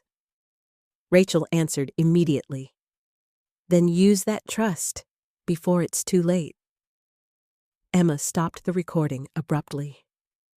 The silence afterward felt unbearable. I stared blankly at the dark phone screen while my entire body seemed to hollow out from the inside. Not because Rachel wanted the house. I already knew that. No. What destroyed me was hearing my life reduced to a transaction. Years of cooking meals, babysitting children, helping financially, loving them unconditionally. And somehow in Rachel's mind, that became a debt I owed them. Emma whispered quietly, "I'm sorry." I looked at her slowly. "You have nothing to apologize for, but I should have shown you sooner." I shook my head gently. "No. You were trying to survive inside this family too." That realization hit both of us at the same time. Emma wasn't just witnessing dysfunction. She had been trapped inside it, carefully monitoring moods, avoiding conflict, watching her father become smaller and quieter every year, watching her mother grow harder, and somewhere in the middle of all that, watching me disappear. I reached for her hand. "Did they ever make you feel guilty for loving me?" Emma's eyes filled instantly again. All the time. Pain spread sharply through my chest. "She'd get irritated if I spent too much time with you," Emma admitted softly. "Especially after Grandpa died." I leaned back slowly against the couch cushions. George would have hated this.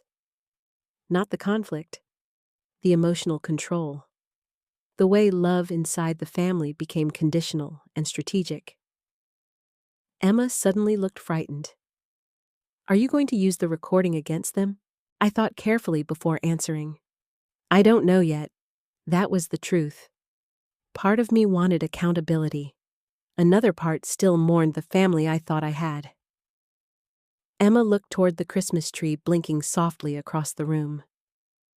"I don't think Dad is evil," she whispered. Neither did I. That was what made all of this so tragic.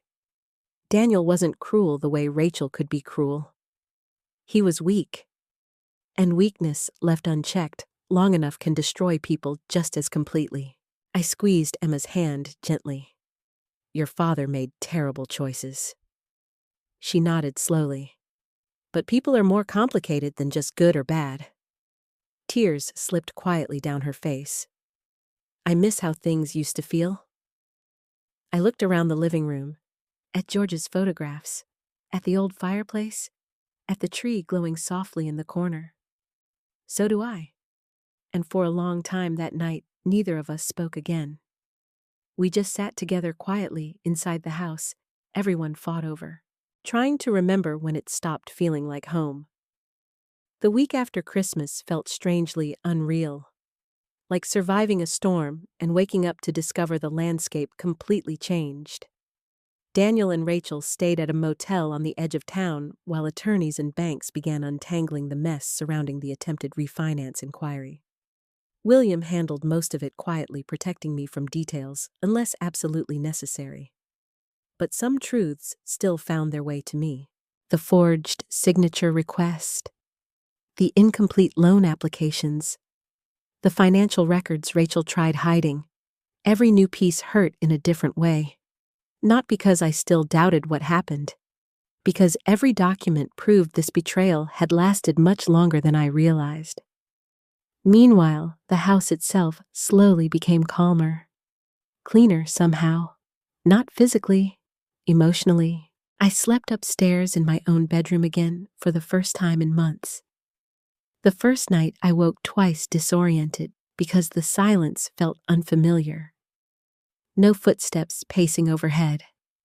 No tension waiting downstairs. No fear of saying the wrong thing. Just stillness. I didn't realize how much stress my body had been carrying until it finally disappeared. Emma stayed with Nancy Brooks most nights during that first week. Not because I refused her, Because she couldn't bear the fighting between her parents. I understood. Children shouldn't have to choose sides inside broken families. Still, she visited me almost every day after school. Sometimes we baked together. Sometimes we sat quietly drinking tea. Sometimes she cried unexpectedly over small things. Commercials, Christmas songs, her grandfather's old photographs. Grief doesn't arrive neatly after family betrayal. It leaks through everything. One snowy afternoon, William arrived carrying another folder beneath his arm. His face looked heavier than usual. "That bad?" I asked softly, after letting him inside. He removed his gloves slowly. Not catastrophic. That meant yes. We sat at the kitchen table while snow drifted outside the windows. George's old coffee mug sat beside my elbow, steam curling softly into the air. William opened the folder carefully. "The refinance was never completed," he said first. I exhaled slowly in relief. Thank God. But there were enough preliminary steps taken to raise serious concerns legally. I looked down at my hands. Daniel signed documents. William hesitated. Rachel handled most of the communication. That didn't surprise me anymore. What about Daniel? William removed his glasses tiredly. "Alison, your son knew." The words still hurt every time, no matter how many times reality repeated itself. I stared quietly toward the kitchen window. George used to stand there every winter watching snowstorms while pretending he could predict accumulation totals better than the Weather Channel. Suddenly, I missed him so badly my chest physically ached. "He would hate this," I whispered. William's expression softened immediately. "Yes," he admitted quietly. "He would." A long silence followed. Then William added carefully, "There's something else." I looked up slowly. The lender contacted Daniel's employer after irregularities surfaced. Cold spread through my stomach immediately. "What does that mean?" "It means internal financial review began." I already knew what came next before he said it. He lost his job. William nodded once. The kitchen suddenly felt too quiet. I should have felt satisfaction, maybe. Justice. Vindication. Instead, I felt grief. Because consequences sound righteous until they land on someone you once rocked to sleep during thunderstorms. I closed my eyes briefly. How did he take it? William sighed. "Poorly. That sounded like Daniel. Not angry first, ashamed first." William leaned forward carefully. He asked if he could see you. My heartbeat tightened immediately. "When today?" I looked down at the untouched tea cooling between my hands. Part of me wanted to refuse instantly. Part of me still wanted to protect him from pain. That second part was dangerous. George understood that before I did. When I repeated quietly, "He's waiting outside." I froze. Outside, William nodded toward the driveway. I slowly stood and walked to the front window.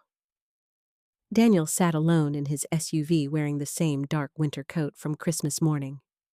Except now, he looked hollow, like someone carrying the weight of finally seeing himself clearly. For several long seconds, I simply stared at him. My son. The little boy who once built snow forts in this yard. The teenager who hugged me after George died and promised, "I'll always take care of you, Mom." What happened to that version of him? Or maybe harder question. When did he stop recognizing himself too? "I don't know if I can do this," I whispered. William stood beside me quietly.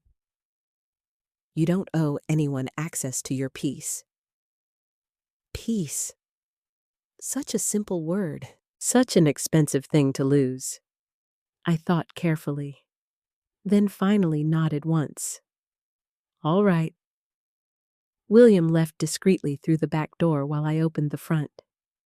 Daniel stepped inside, slowly removing snow from his boots automatically out of old habit. That nearly broke me, because even after all this part of him still moved through the house like home lived in his muscles. We stood awkwardly in the entryway for several seconds. Then he spoke first. You look tired. I almost laughed softly. So do you. That was true. His eyes looked sunken. His shoulders sagged beneath invisible weight. Shame ages people quickly, too. Can I sit down? He asked quietly. I nodded toward the kitchen. We sat across from each other at the same table where George once taught Daniel multiplication using pennies and paper napkins. Life is cruel sometimes. It turns sacred places into battlegrounds. Daniel stared down at his hands for a long time before speaking. I lost my job yesterday. I know. He nodded slowly. They're investigating financial misconduct claims. Pain flashed across his face immediately. I never stole money from work. I believed him. That wasn't the tragedy here. The tragedy was that somewhere along the way he started justifying dishonesty inside his own family. I know, I answered softly. He swallowed hard. Rachel's staying with her sister now.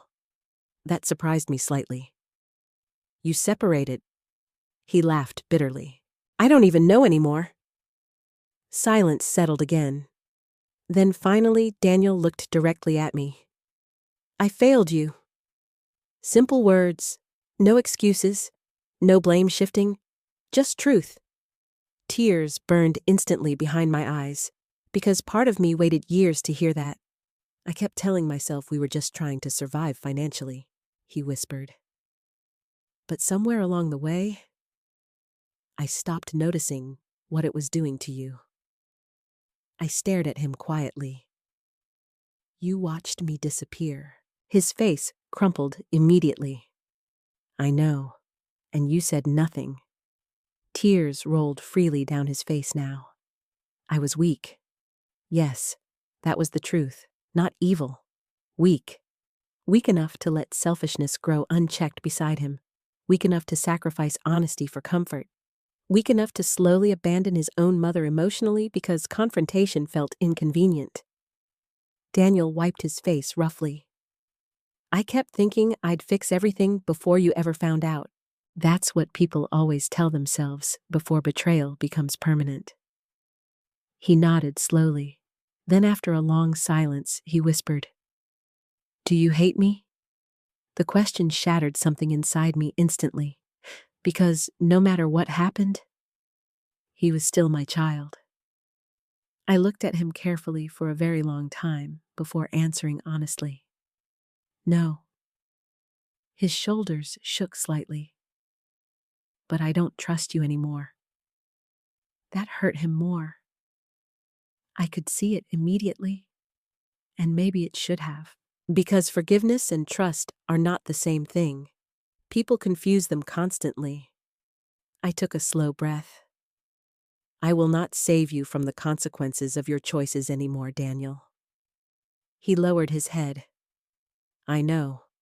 No more paying debts quietly. No more protecting you from reality. Tears dripped silently onto his clasped hands. I understand. And for the first time since Christmas morning, I believed he actually did. By New Year's Eve, the house finally felt like mine again.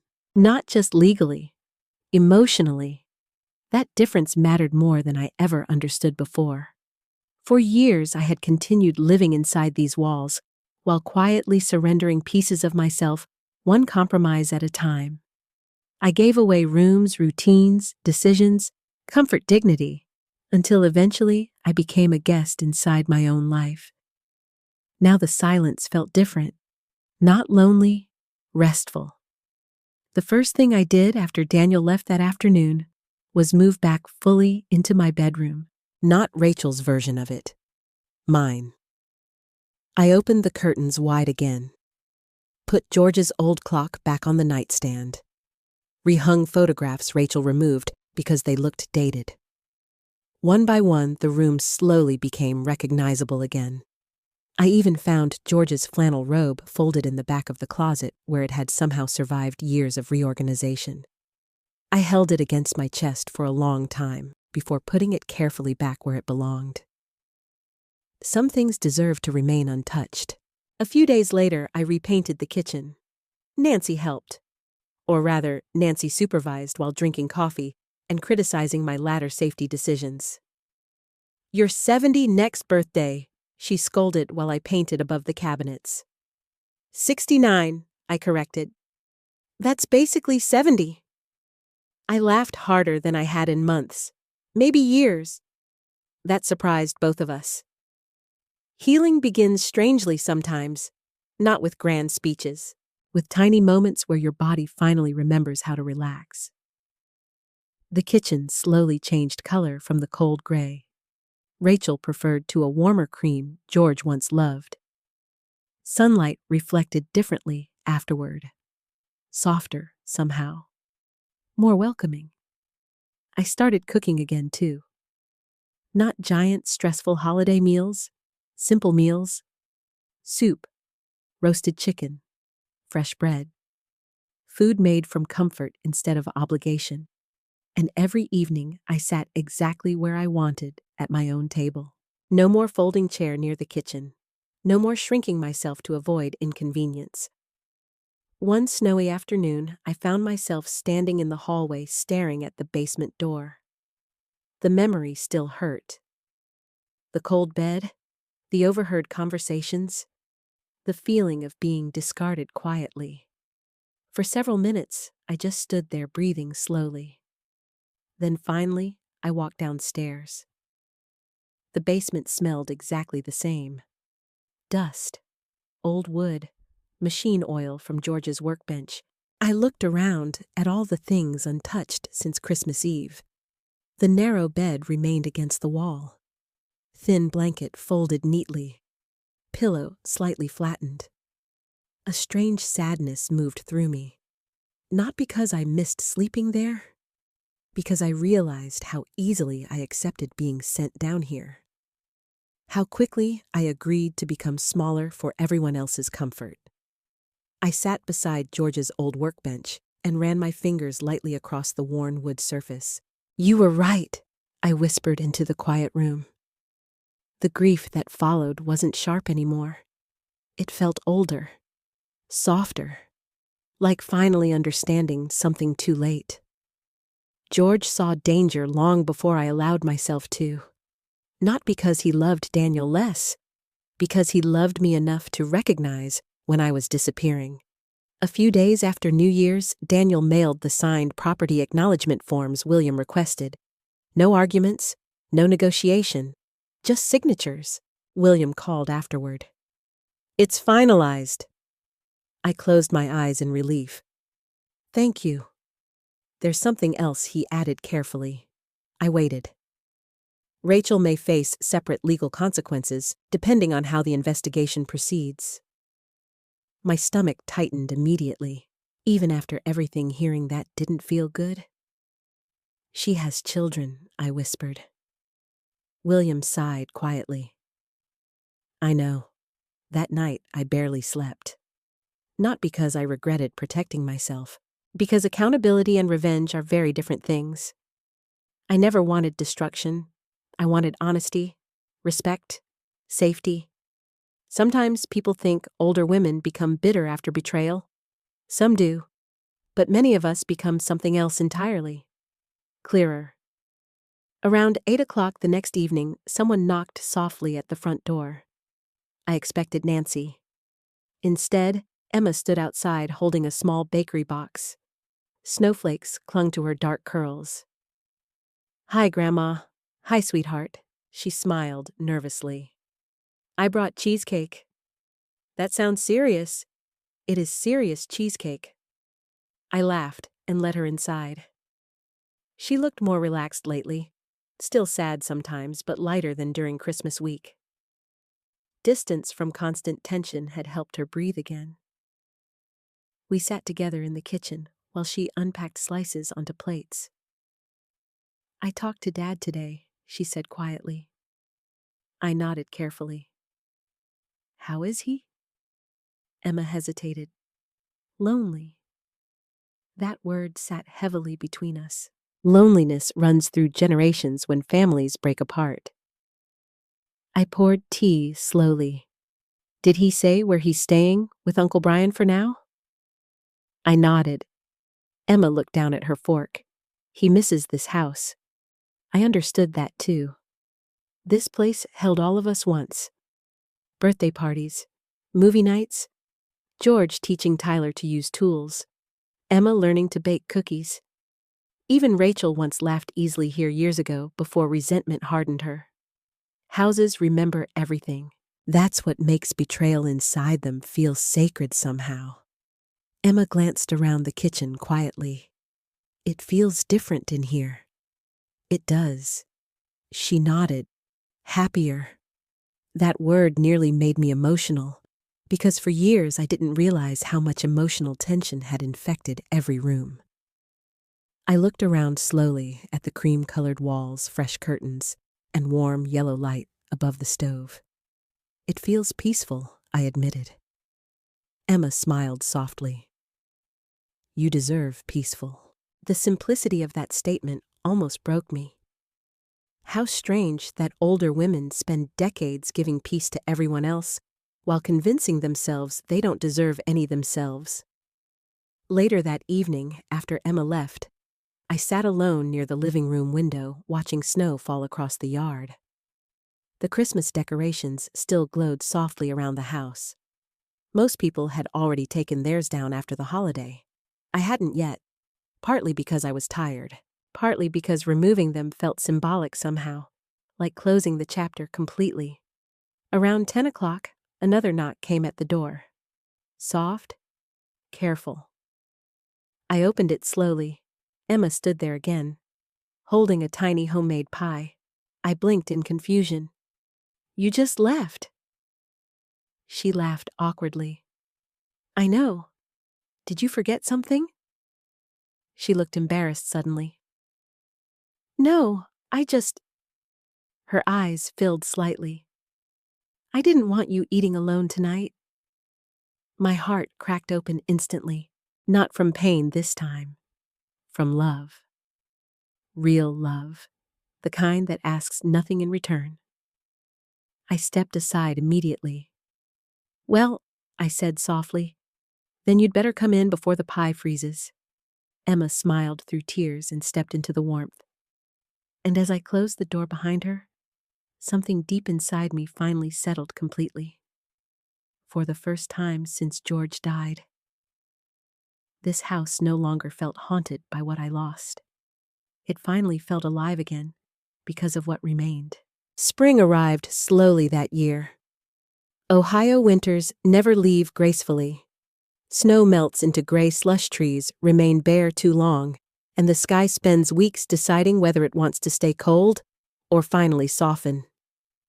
But eventually, little signs appeared. Birdsong in the mornings, longer sunlight through the kitchen windows, tiny green shoots pushing through frozen ground beside the porch. And somehow, without noticing exactly when it happened, I began healing too. Not perfectly, not completely. Some losses never fully disappear, but healing isn't about forgetting pain. It's about learning your life still belongs to you afterward.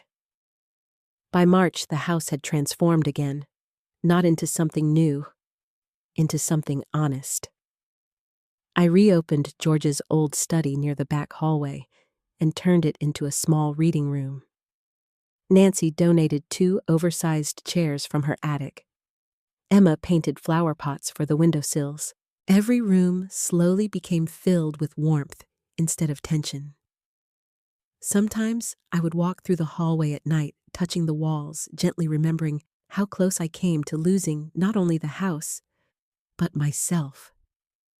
Daniel called occasionally during those months, never asking for money, never asking to return, just calling. Sometimes we spoke for 10 minutes, sometimes less. The first few conversations felt awkward and fragile, like strangers trying to remember a shared language. But slowly, honesty replaced performance between us. One afternoon in April, he came by to help repair the fence George built years earlier. I almost said no, not because I hated him, because trust rebuilds slower than love. But something in his voice sounded different lately, quieter, more aware. When he arrived, he looked thinner than before Christmas, older too. Consequences had changed him, not dramatically, humanly. We worked mostly in silence for the first hour.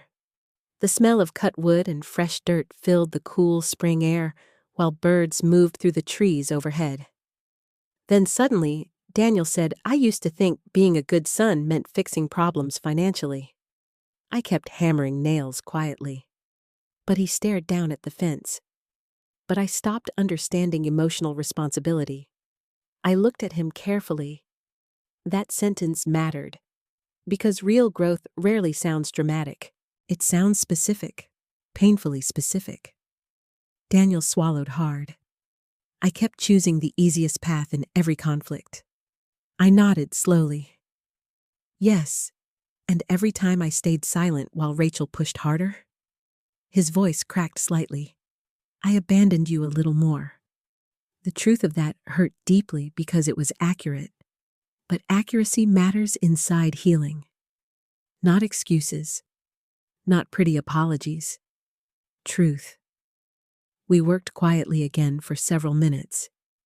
Then Daniel whispered, "I'm ashamed of who I became in this house." I set the hammer down slowly. "You're not the only one who changed." He looked confused. I continued softly. "I spent years teaching everyone, including myself, that my comfort mattered least." His eyes filled immediately. "That's not your fault." "No," I said gently. But it became my responsibility to stop accepting it. That was the lesson I learned too late. Love does not require self-erasure, especially not from women, especially not from mothers. Around sunset, Emma arrived carrying sandwiches and lemonade. The three of us sat together on the back porch George built decades earlier, while warm spring wind moved softly through the yard. For the first time in years, the conversation felt natural again. Careful, but real. No pretending, no manipulation, no hidden agendas sitting underneath every sentence. Just honesty. And honestly, honesty feels peaceful after surviving emotional tension for too long. Rachel never returned to the house. We spoke only once after Christmas. A short phone conversation arranged through attorneys regarding remaining belongings and financial investigations. She sounded angry still, defensive, but underneath that anger, I heard something else too. Fear. Because people who build their lives around control rarely know what to do once consequences arrive. I didn't hate her. That surprised me most. I pitied her sometimes. Imagine living your whole life believing security only comes from ownership, money, status, or control. Imagine never learning that peace comes from love offered freely. That sounded exhausting. By summer, William helped me establish something unexpected: the Kennedy Foundation for Senior Women's Housing Support. The name still makes me emotional. We used a portion of George's remaining investments and part of the property savings to create emergency grants for older women facing financial manipulation or housing instability caused by family exploitation. The first woman we helped was 73 years old. Her son emptied her savings account while convincing her she was too confused to handle finances independently. When William told me her story, I sat in my kitchen and cried for nearly an hour. Not because it shocked me, because I realized how common invisible suffering becomes once women reach a certain age. People stop seeing us as full human beings. They see inconvenience, fragility, assets, obstacles, and sometimes, worst of all, they see us as already halfway gone. That realization changed my life forever. One evening, near the end of summer, I sat alone in the living room watching sunset light move across the walls. George's photograph rested beside the fireplace. Emma's laughter drifted faintly from the kitchen where she was teaching Nancy how to use some ridiculous coffee machine she bought online. The house smelled like cinnamon again. Not because I was hosting obligations, because I wanted it to. I looked around slowly at the home George and I spent 30 years building together. And finally, after everything that happened, I understood something clearly. A house is never just wood and walls. A real home is built from dignity, safety, respect, love that does not demand disappearance in return. And the moment those things vanish, a house becomes just another building people fight over. My family forgot I owned this house. But worse than that, for a while, I forgot I still owned myself. Changing the locks that Christmas morning didn't just protect my home, it saved what remained of my spirit. And if George were sitting beside me now, in his old chair, smiling that quiet smile of his, I think he'd say the same thing he told me all those years ago.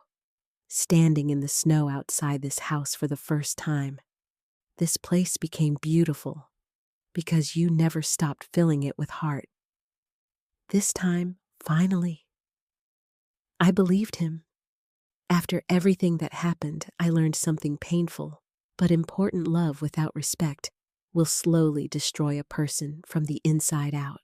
For years, I thought being a good mother meant sacrificing quietly. I believed keeping peace inside the family mattered more than my own dignity. So, I ignored small humiliations. I accepted disrespect. I convinced myself that loneliness was simply part of aging. But the truth is, nobody deserves to become invisible in their own home. Especially not the women who spent their entire lives building one. Many older parents suffer silently because they fear losing connection with their children. We excuse behavior that hurts us because we don't want conflict. We tell ourselves our children are stressed, overwhelmed, or struggling. And sometimes those things are true. But love cannot survive where respect disappears. That doesn't mean families can't heal. I believe people can change when they finally face themselves honestly. My son did terrible things, but I also saw his shame. I saw the little boy he once was, buried underneath fear, weakness, and bad choices. Forgiveness became possible only after truth was finally spoken aloud. And maybe that's the real lesson of this story. Silence protects dysfunction. Truth begins healing. If you are watching this today and feeling unseen, dismissed, or emotionally pushed aside by the people you love, please remember this. Your kindness should never cost you your identity. Your love should never require you to disappear. And it is never too late to protect your peace. If this story touched your heart, I'd truly love to hear your thoughts in the comments. Have you ever experienced a painful family betrayal or had to finally stand up for yourself after years of staying silent? And tell me where you're watching from and what time it is there right now. Reading your stories reminds people like me that we are never as alone as we think we are. Please like and subscribe if you enjoy emotional family storytelling like this. Thank you for spending this journey with me.